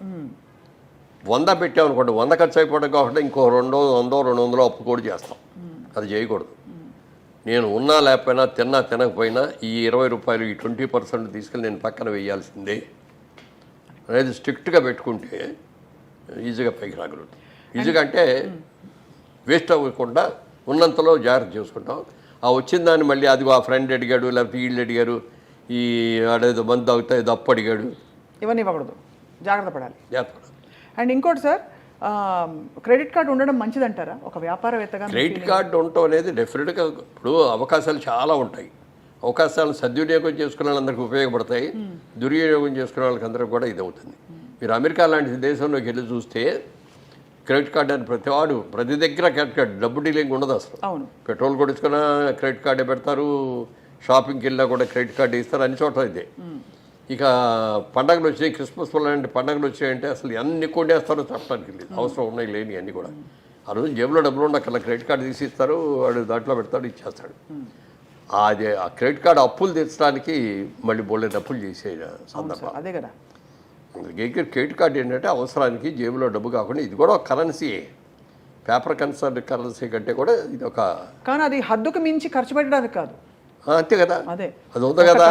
రేపు చూసుకుందాలే, వచ్చే నెల కడదాంలే అని అనుకుంటే అప్పు చేయడం చాలా తేలిక, కానీ అప్పు తీర్చడం సేవ్ చేసుకోవడం అనేది చాలా కష్టం. అది తెలుసుకోవాలి. స్టాక్ మార్కెట్లో డబ్బులు పెట్టచ్చా సార్? ఇవన్నీ మౌలిక సూత్రాలు. అసలు పెట్టండి, నాకు దాని మీద నమ్మకం లేదు.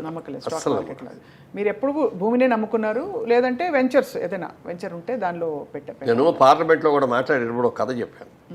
ఒక రోజున ఒక వ్యాపారి వచ్చాడు పల్లెటూరులోకి.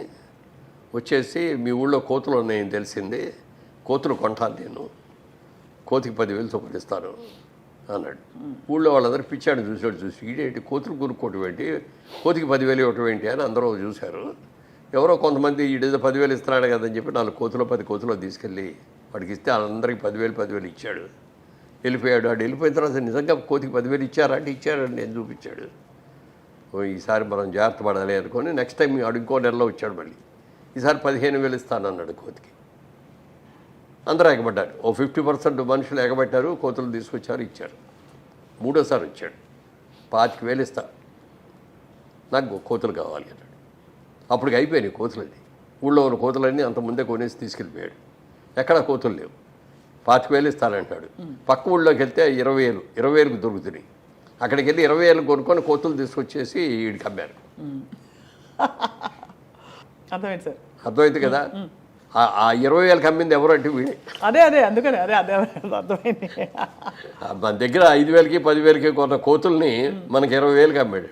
అది పా ఎంత గోల్డెన్ ఇదే సార్ ఇది. అయితే ఇప్పుడు స్టాక్ మార్కెట్ కూడా అలాంటిదేనండి.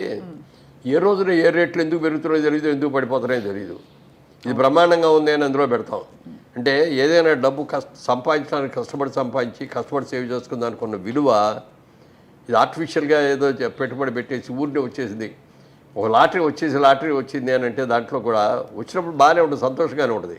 కానీ హార్డ్ ఎర్న్ మనీ అనే దానికి ఉన్న విలువ ఈజీ మనీకి ఉండదు. ఈజీ మనీ ఎలా వచ్చిందో అలాగే పోతుంది. హార్డ్ ఎర్న్ మనీ మనం జాగ్రత్తగా కాపాడుకుంటాం కదా సార్ అది. అండ్ ఫైనలీ సార్, రియల్ ఎస్టేట్లో డబ్బులు పెట్టాలంటే మీ సలహా ఏంటి సార్? చాలామంది ఇవాళ జయభేరి అనగానే one of the most trusted names.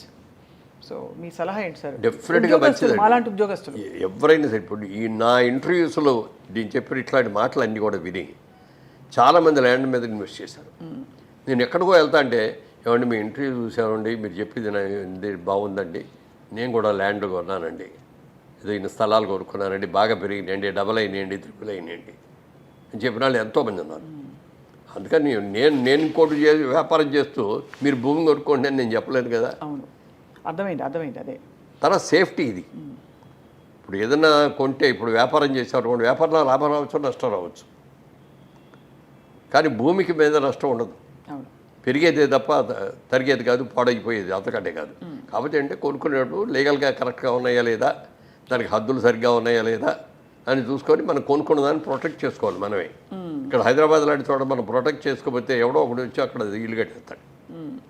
మాకు ఇదిగో ఈ ప్రాజెక్టులోనే ఒకటి జరిగింది అట్లాగే. ఇక్కడ స్థలం అమ్మే ఒకటి, అంటే మామూలుగా వాస్తు ఎక్కువ చూస్తాం మనం.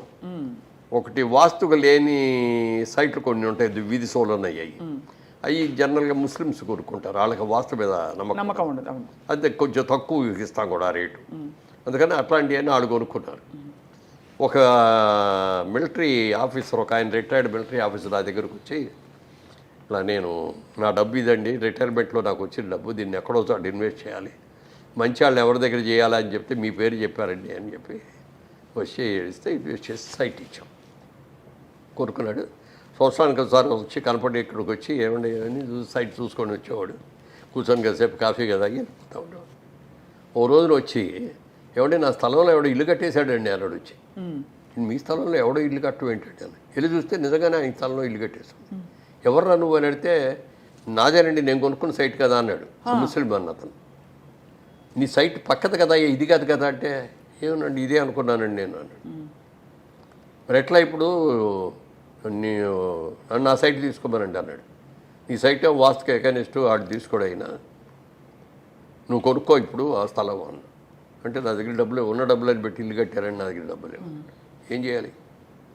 వెంటనే ఇంకో ప్లేట్ ఎవరో అమ్మేవాళ్ళు ఉన్నారో చూసి ఆ సైట్ మేము కొని ఆ సైట్ ఆయనకి ఇచ్చాం. ఇవ్వగా ఆయన ఎంత ఆనందపడిపోయాడంటే, ఎంతమంది దగ్గరికి వెళ్ళి చెప్పాడు ఇది చెప్పడానికి. ఆ పాజిటివ్ న్యూస్ని స్ప్రెడ్ చేస్తే వీళ్ళ దగ్గరికి వెళ్తే నమ్మకం, గ్యారంటీ అనేదాన్ని. ఇప్పుడు ఊరిని బిల్డప్ పోదండి, బ్యానర్ నేమ్ రావటం, మంచి సినిమాలు తీస్తే బ్యానర్కి మంచి పేరు వస్తుంది, వ్యాపారం కరెక్ట్గా చేస్తే ఆ వ్యాపార సంస్థకి మంచి పేరు వస్తుంది. అట్లా నిజాయితీగా ఉన్నారు. ఒక్కొక్కసారి మనకు నష్టం వస్తుంది, వచ్చినా కూడా మన కస్టమర్ని ఎప్పుడు కూడా చేయకూడదు.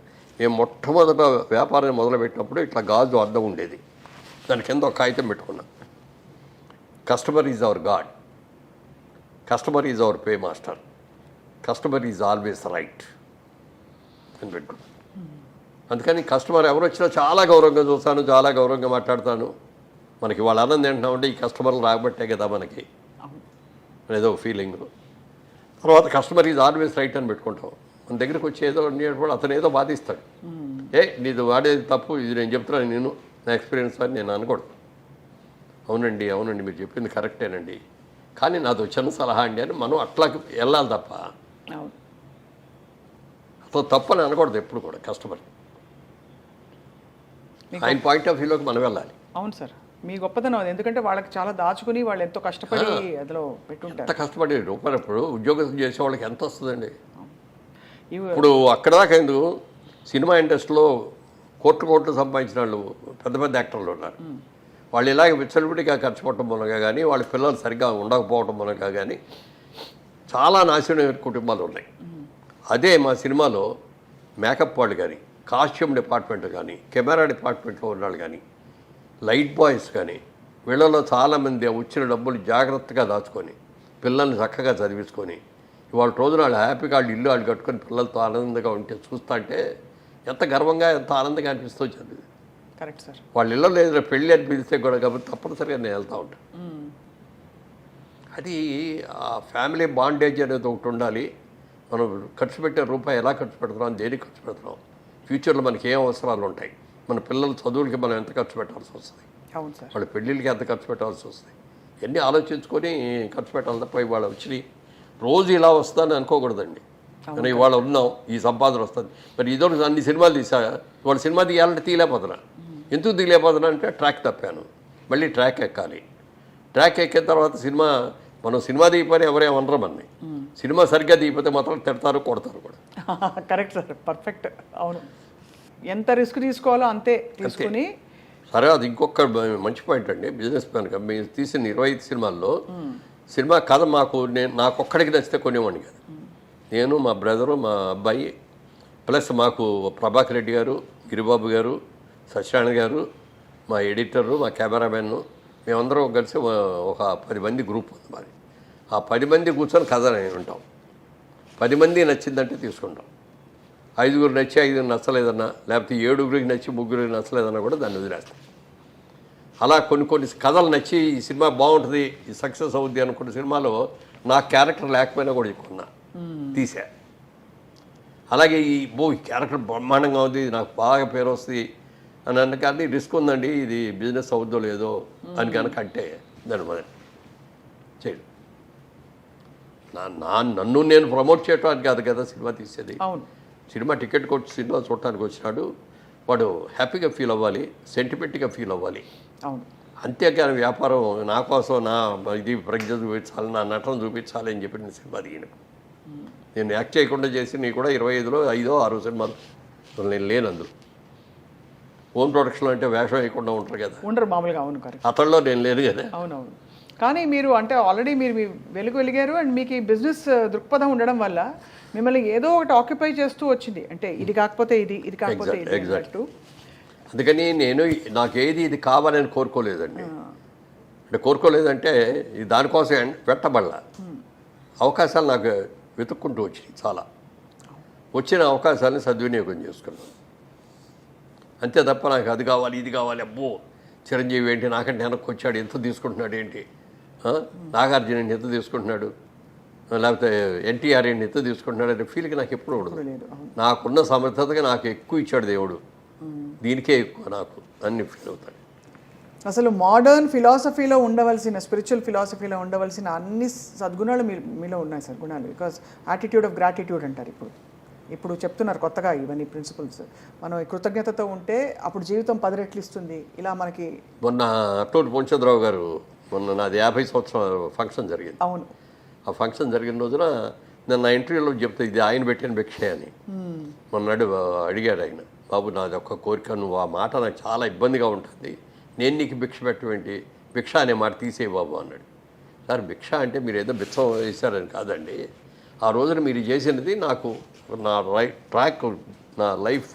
ట్రాక్కి మలుపు తిప్పారు, కొత్త జీవితాన్ని ఇచ్చారు, అందుకని దాన్ని భిక్ష అంటారండి. నేను వద్దు బాబు ఆ మాట అనొద్దు అంట. ఖచ్చితంగా సార్. అంటే మీరు అన్నట్టు వరాలు వచ్చాయి కానీ ఆ వరాల్ని మీరు సిన్సియర్గా సద్వినియోగం చేసుకోవడమే కాకుండా మీరు సంపూర్ణంగా దానికి అంకితం అయ్యి చేశారు కాబట్టి. అలాగే నా జీవితంలో చేయాల్సిన దాంట్లో ఒక డబ్బు సంపాదించి స్థిరపడిన తర్వాత ఇది సొసైటీ మనకి ఇచ్చింది డబ్బు. ఆ డబ్బుతో నా అవసరాలన్నీ తీసుకున్నాను, అన్నీ అయిపోయినాయి. నా ఇల్లు, కార్లు, పిల్లల పెళ్ళిళ్ళు, చదువులు అన్నీ అయిపోయినాయి. ఇక ఈ సొసైటీకి కొంత మనం తిరిగి ఇవ్వాలి అనే ఆలోచన వచ్చి అప్పుడు మురళీమోహన్ చారిటబుల్ ట్రస్ట్ అని పెట్టి బాగా చదువుకునే పేద పిల్లల్ని, అంటే బ్రహ్మాండమైన మార్క్స్ వస్తాయి, బ్రహ్మాండమైన గ్రేడ్స్ వస్తాయి, కానీ వాళ్ళకి అంటే ఇంటర్మీడియట్ దాకా ఎట్లా కొట్టుకొని చదివేస్తారు, అయిపోద్ది. ఇంటర్మీడియట్ తర్వాత ఒక డాక్టర్ అవ్వాలన్నా, ఒక ఇంజనీర్ అవ్వాలన్నా, ఒక ఐఐటీ అవ్వాలన్నా, ఒక పోలీస్ ఆఫీసర్ అవ్వాలన్నా, లేకపోతే ఒక కలెక్టర్ అవ్వాలన్నా ఎడ్యుకేషన్ ఉంటుంది. పెద్ద ఎడ్యుకేషన్కి వెళ్ళాలంటే వాళ్ళ దగ్గర డబ్బులు లేవు. అలాంటి మెరిట్ ఉన్న స్టూడెంట్స్ని పేదవాళ్ళని ఎంపిక చేసుకొని వాళ్ళకి ఆ 4 ఏళ్ళు 5 ఏళ్ళు కూడా complete college fees, hostel fees, books, transport, everything మేమే ఇచ్చాం. ఎంతమంది సార్? ఒక 1000 మంది పైన అయ్యారు. ఇప్పుడు వాళ్ళు ఎవరన్నా వచ్చేట కనపడి, సార్ నాకు ఇది ఇట్లా ఆ రోజున మీరు ఇవ్వబట్టి ఈ స్టేజ్లో ఉన్నానండి, బ్రహ్మాండంగా ఉందండి అని చెప్తా అంటే వాళ్ళు కళ్ళ నీళ్ళు పెట్టుకొని చెప్తూ ఉంటారు. మరి వాళ్ళ పేరెంట్స్ వచ్చినప్పుడు అయితే మరి మా అబ్బాయితో గొప్ప అడుగుతాడని మేము అనుకోలేదే. దాది తృప్తి, ఎంత తృప్తి అది. అందుకని కొంత అటు ఇస్తాం. మధ్యలో ఎలక్షన్లో రాజకీయాలు దిగటం మూలంగా కొంత అనవసరం ఖర్చులు చాలా పెట్టడం మూలంగా అది కుంటుపడింది ఆ ట్రస్ట్. మళ్ళీ ఇప్పుడు దాన్ని రివైవ్ చేసే ప్రయత్నాల్లో no more politics sir. No more politics. చాలా 10 సంవత్సరాలు దానికోసం కష్టపడ్డాం. మనకు వచ్చే మంచి కాదు చెడు జరగలేదు. నా ఆత్మసంతృప్తిగా చేసింది మాత్రం అంతే. ఈ చాలు అది అనుకోండి. మీ జీవితం ధన్యం సార్. నిజంగా మిమ్మల్ని అంటే వింటూ ఉంటే మాకు ఎంత కనువిప్పు కలిగిందో చాలా విషయాల గురించి. మీకు ఇష్టమైన నటీనటులు ఎవరు సార్ ఫైనలీ? అంటే మీకు బాగా ఎస్వి రంగారావు గారు, సావిత్రి గారు, ఏఎన్ఆర్ గారు, నటులు చాలా మంది ఉన్నారండి. అసలు వాళ్ళ గురించి మనం రెండో మాట మాట్లాడలేం. అద్భుతమైన నటులు, నటనకి పరాకాష్ట అనమాట. అట్లాంటి నటులు ఎంతోమంది ఉన్నారు. అయితే నేను ఏ సినిమా చూసినా నా అభిమాన నటుడు అని సినిమా చూస్తాను, డెఫినెట్గా చూస్తాను. కానీ ఎవరు బాగా చేస్తే ప్రతి సినిమా చూస్తాను. ఎన్టీ రామారావు బాగా చేస్తే ఎన్టీ రామారావు సినిమా చూస్తాను, నాగేశ్వరరావు చేస్తే నాగేశ్వరరావు గారు చూస్తాను, అట్లా చూస్తాను. కానీ ఎందుకో తెలియకుండా మాత్రం కమల్ హాసన్ అంటే ఒక విధమైన ఇదండి. ఎందుకంటే అతను చేసిన క్యారెక్టర్స్ ఎవడో చేయలే. ఎప్పుడు ఏదో కొత్తదనం చేయాలని చూస్తాడు. అవును, కరెక్ట్ సార్ మీరు అన్నది. ఇప్పుడు మీరు చెప్తుంటే అనిపిస్తోంది అన్ని క్యారెక్టర్స్ ఎవరు చేయలేదు. ఎన్ని అసలు అభయ్ షణ్ముగి మీరు అదేది ఏ సినిమా అది ముసలాడి గెటప్లో ఉంటాడు ఇప్పుడు భారతీయుడు సినిమాకి ఆ మేకప్ వాళ్ళని అమెరికా నుంచి అక్కడి నుంచి పిలిపి వచ్చి ఇంగ్లాండ్ నుంచి యూకే నుంచి వచ్చి చేసుకున్నాడు. చేసుకొని ఆ రోజున అతను సిటీ బస్సులో ట్రావెల్ చేశాడు. తను ఎవరినో గుర్తుపడతారా లేదా అని. ఎవ్వరు గుర్తుపట్టలే. అంత ఫేమస్ హీరో సిటీ బస్సులో వెళ్తే ఎవరు పలుకుతా బీడీ కాల్చుకుంటాను, సిగరెట్ కాల్చుకుంటాను, అట్లా కొన్ని రోడ్లు ఏమంటే నడిచి వెళ్ళాడు. ఎవరు గుర్తుపట్టలే. వెంటనే అది ఓకే అని చెప్పి ఆ క్యారెక్టర్ చేశాడు. అంటే ఒక డిఫరెంట్ మనం కమల్ హాసన్ చూడడం అక్కడ. అవును, ఆ క్యారెక్టర్నే చూస్తాం మనం. అతను మేకప్ కానీ, ఆ నటన కానీ, డైలాగ్ డెలివరీ కానీ చాలా అట్లా ఎన్నో చేశాడు. అవును, ఇన్ని రకాలు చేశాడు. ఇప్పుడు ఎవరు మీకు స్నేహితులు సార్ బాగా? అందరూ స్నేహితులే. నాకు శత్రువు అనేవాళ్ళు. అది ఓకే, బట్ అంటే క్లోజ్ ఫ్రెండ్ రారా ఒరే ఒరే అని అనుకునే ఒరే అని స్నేహితులు లేరు. ఎవరు లేరు. ఏమండి ఏమండి ఏమండి ఏమండి అంటే మీరు అది ఆ మర్యాదని అలా పాటించుకుంటూ వచ్చారు. అలాగే సార్ మీకు ఇష్టమైన పాటలు, ఎందుకంటే మీకు చాలా మంచి పాటలు పడ్డాయి. మీకు బాగా ఇష్టమైన పాటలు ఏ పాటలు సార్? మీ మీద చిత్రీకరించిన పాటలు చాలా ఇష్టమైనవి ఉన్నాయి, కానీ పలానాని ఇక నేను చెప్పలే. అంత సూపర్ డూపర్ హిట్ అయిన పాటలు ఏమి లేవు. అవును, ఉన్నాయి కదా, మంచి క్లాసికల్ సాంగ్స్ మంచివి ఉన్నాయి. కళ్యాణ్ సినిమాలు చాలా మంచి సినిమాలు ఉన్నాయి. అలాగే జయసుధారాయణ చేసిన సిరిమల్లె పువ్వులే నవ్వు వచ్చిన నారి పాపల్లో, అది ఒక అద్భుతమైన పాట. క్రాంతికుమార్ తీసిన ఇంకో సినిమాలో దిక్కులు చూడకరామయ్య పక్కనే ఉన్న చూడకురామయ్య పక్కన ఉన్నది సీతమ్మ, సిరిమల్లె నవ్వుల సీతమ్మ, ముందుకు రావే ముద్దుల గుమ్మ ముద్దుల గుమ్మ. అదే కదా సార్? కాబడుతున్నారు. థ్యాంక్ యూ సార్, పాడతాను. అలాగే వారాల అబ్బాయిలో కాకెమ్మ కాకి అని అందరూ కోయిల మీదను చిలకల మీద గోరికల మీద రాస్తారు. ఆ సినిమాలో కాకి మీద రాశారు. నా జీవితం కాకి లాంటిది, కాకి అందరికీ మేలే చేస్తుంది తప్ప అందరికి కీడు చేయదు అని చెప్పి ఆ కాకి మీద రాస్తూ చేసాం. తర్వాత కాకి మీద సినిమా తీస్తే ఎంత అయింది? అదేంటి బలగమా? బలగం పెద్ద హిట్ అయింది. మెయిన్ కాకే హీరో అందులో. అవును, ఆ కాకి మీద ఆ కాకి పిల్లని చేతితో పుచ్చుకొని పాడతా ఉంది. అది చాలా మంచి పాట. కల్పన కూడా మీదేనా సార్? మీ సినిమాయే. అందులో అనామిక కదా సార్ హిందీలో? కల్పన. అదే అనామికాయే కల్పన కదా. అందులో కూడా మంచి మంచి పాట. ఇంకో పాట ఉంది, నా హృదయంలో విరిసిన మందారం మెరిసిన సింధూరం కల్పన, అది ఒక కల్పన, అది నా కల్పన అంటూ. చాలా మంచి పాట. మంచి మంచి పాటలు సార్ అన్నీ. ఏం యాక్చువల్లీ అంత సూపర్ డూపర్ హిట్ కాలేదు కదా, ఇవన్నీ ఇప్పటికి పాడుకుంటారు సార్ రియాలిటీ షోస్లో. అమరదీపంలో మంచి పాటలు ఉన్నాయి, చాలా ఉన్నాయి. మీరు డాన్స్ అవి ఎలా నేర్చుకున్నారు సార్? అలాగే స్టెప్లు? అది ఒక్కటే నాకు భయంకరమైన ఇది. అయ్యో, మొట్టమొదటి సినిమా షూటింగ్ రోజున సాంగ్ పెట్టారు.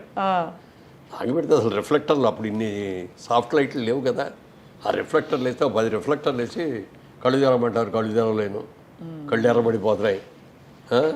ఓరు నాయన ఇదేం సినిమా రా బాబు, వెళ్ళిపోదాం అని కూడా అనిపించింది ఫస్ట్ 1-2 రోజులు.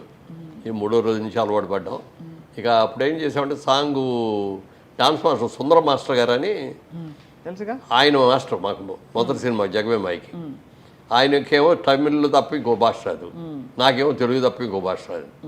ఆయన ఏదో చెప్పేవాడు, నాకు అర్థమయ్యేది కాదు, కన్ఫ్యూజ్ అయ్యేవాడిని. అసిస్టెంట్ తారా మాస్టర్ అని అప్పుడు అసిస్టెంట్. ఆ తారా మాస్టర్ ఏమండి మీరు ఏమి ఇబ్బంది పెట్టకండి, నేను నేర్పుతానని చెప్పి ప్రొడ్యూసర్ కూడా చెప్పి రోజు రాత్రిపూట రిహార్సల్ చేయించేది ఆవిడ. ఈ షార్ట్ చెప్పడం చేయించడం అంతా ఆవిడే చేసేది. అలా అలా అలా కంఫర్టబుల్ అయ్యారు. అది చేసినప్పుడు ఆ తర్వాత సోమబాబు గారు అన్న ఒక డైలాగు నాకు బాగా నవ్వు వస్తూ ఉంటుంది. మామూలుగా షూటింగ్ చేసేటప్పుడు అసిస్టెంట్ డైరెక్టర్లు 5-6 ఉంటారు కదా, పాట తీసేటప్పుడు ముఖ్యంగా అయితే లిప్పు మూమెంట్ ఎలా ఉందో చూసేవాళ్ళు ఒకళ్ళు ఉంటారు, డ్యాన్స్ మూమెంట్ ఎలా ఉందో చూసేవాళ్ళు ఒకళ్ళు ఉంటారు, బిగు సరిగ్గా ఉందా లేదా అని చూసేవాళ్ళు ఒకళ్ళు, ఇట్లా రకరకాలు చూస్తారు. ఓ రోజున వచ్చి ఒక ఆయన సార్ లిప్ సరిగ్గా కలవలేదండి అని అంటే, ఇగో ఇట్లా నా కండిషన్ పెడుతున్నా వాళ్ళు కాదయ్యా, మీకు లిప్ కావాలో హిప్ కావాలో చూసుకోండి, హిప్ కావాలంటే హిప్ మీద కాన్సన్ట్రేట్ చేస్తా, లిప్ కావాలంటే లిప్ మీద కాన్సన్ట్రేట్ చేస్తా. భలే భలే, నాకు అదే. Super sir. విగ్గు పెట్టుకున్నారా మీరు? ఎందుకు సార్ విగ్గు మీకు? ఏం అప్పుడు మొదటి సినిమాకే పెట్టేశారు విగ్గు. అదే ఇదేంటంటే బాగానే ఉంది కదా నాకు ఇప్పటికే ఎంత మీరు విగ్గు ఎందుకండి అంటే వాళ్ళు అన్నారు గెటప్స్ రావండి విగ్గు లేకపోతే. ఓ అప్పట్లో అందరికి పెట్టేసేవారు. అవును, అందరికీ పెట్టేవారు, కరెక్టే సార్, అనేది రైటే. బట్ ఏదేమైనా సార్ మీరు మీ సంపూర్ణమైన అంటే ఆల్ ఫ్యాసెట్స్లో మీరు వెలగడం అన్నది, వెలుగు వెలగడం మాకు చాలా ఇన్స్పైరింగ్. మెయిన్ థింగ్ మీరు డెసిషన్స్ తీసుకున్న తీరు మాకు ఇవాళ ఈ తర్వాతి తరాలకి చాలా ఉపయోగపడుతుంది సార్. అండ్ ఇవాళ నేను మొట్టమొదటి నేను చేసింది ఆచరించింది ఎవరికైనా చెప్పమంటే చెప్పేది కూడా, ఏ పని చేసినా కష్టపడి ఇష్టపడి చేయండి. ఇష్టం లేకుండా కష్టపడినా దానికి వాల్యూ ఉండదు. మీరు ఇష్టపడండి, కష్టపడండి, రెండు కరెక్ట్గా చేసుకొని వెళ్తే సక్సెస్ అనేది ఆటోమేటిక్గా అదే వస్తుంది. అదే సార్, ఇవాళ నేను కష్టపడుతున్నాను, ఇవాళ ఇష్టపడుతున్నాను చేస్తాను, రేపు పొద్దున్నే రమ్మంటే రాదు. మరి రావడానికి అది 1 సంవత్సరం పడుతావు, 2 ఏళ్ళు పడతావు, 3 ఏళ్ళు పడతావు, ఓపికగా ఉండాలి, భరించాలి.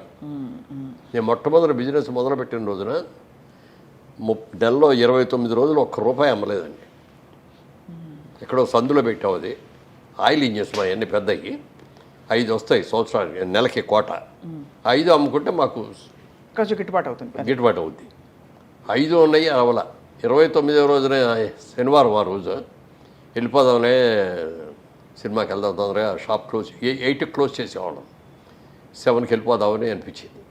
అన్న తర్వాత మళ్ళీ ఎందుకు తిడతారేమో, మా బాబాయ్ వాళ్ళు ఉన్నారు కదా, వద్దులే 8కే వెళ్దాంలే అనుకున్నాం. 7:15కి కస్టమర్స్ వచ్చారు, ఇక్కడ తెలంగాణ నుంచి వరంగల్ దగ్గర నుంచి వచ్చారు. వచ్చి ఆయిల్ ఇంజిన్స్ కావాలండి అన్నది. అంటే కిర్లోస్కర్ ఆయిల్ ఇంజిన్స్ అంటే ఆ రోజుల్లో పెద్ద డిమాండ్ అనమాట. సరిగ్గా 5 నా దగ్గర ఉన్నాయి, 5 కావాలని వచ్చారు. 7 o'clock కనుక నేను క్లోజ్ చేసి వెళ్ళిపోతే వాళ్ళు ఎక్కడికో వెళ్ళిపోయేవాళ్ళు. 9 దాకా 10 దాకా ఉండి అవన్నీ చేసేసి వెళ్ళిపోయాం. ఆ నెలకోట 31వ తారీఖుతో అయిపోయింది. అప్పటి నుంచి ఒకటే అనుకున్నా, టైంను మాత్రం మనం చాలా జాగ్రత్తగా ఉండాలి. బిజినెస్ ఉన్నా లేకపోయినా టైం ప్రకారం ఓపెన్ చేయాలి, టైం ప్రకారం క్లోజ్ చేయాలి. తర్వాత ఇష్టపడి చేయండి, ఏ పని చేసినా ఇష్టపడి చేయండి. ఇప్పుడు మీరు ఇంటర్వ్యూ చేస్తారు, మీకు ఎంత ఇష్టపడాలి. నేను ఎంత పెద్ద పెద్ద స్టార్స్ దగ్గరికి వెళ్ళి ఇంటర్వ్యూ చేస్తాను, పెద్ద పెద్ద రాజకీయ నాయకుల దగ్గర ఇంటర్వ్యూ చేస్తాను అని చెప్పటానికి ఎంత గర్వంగా ఉంటుంది.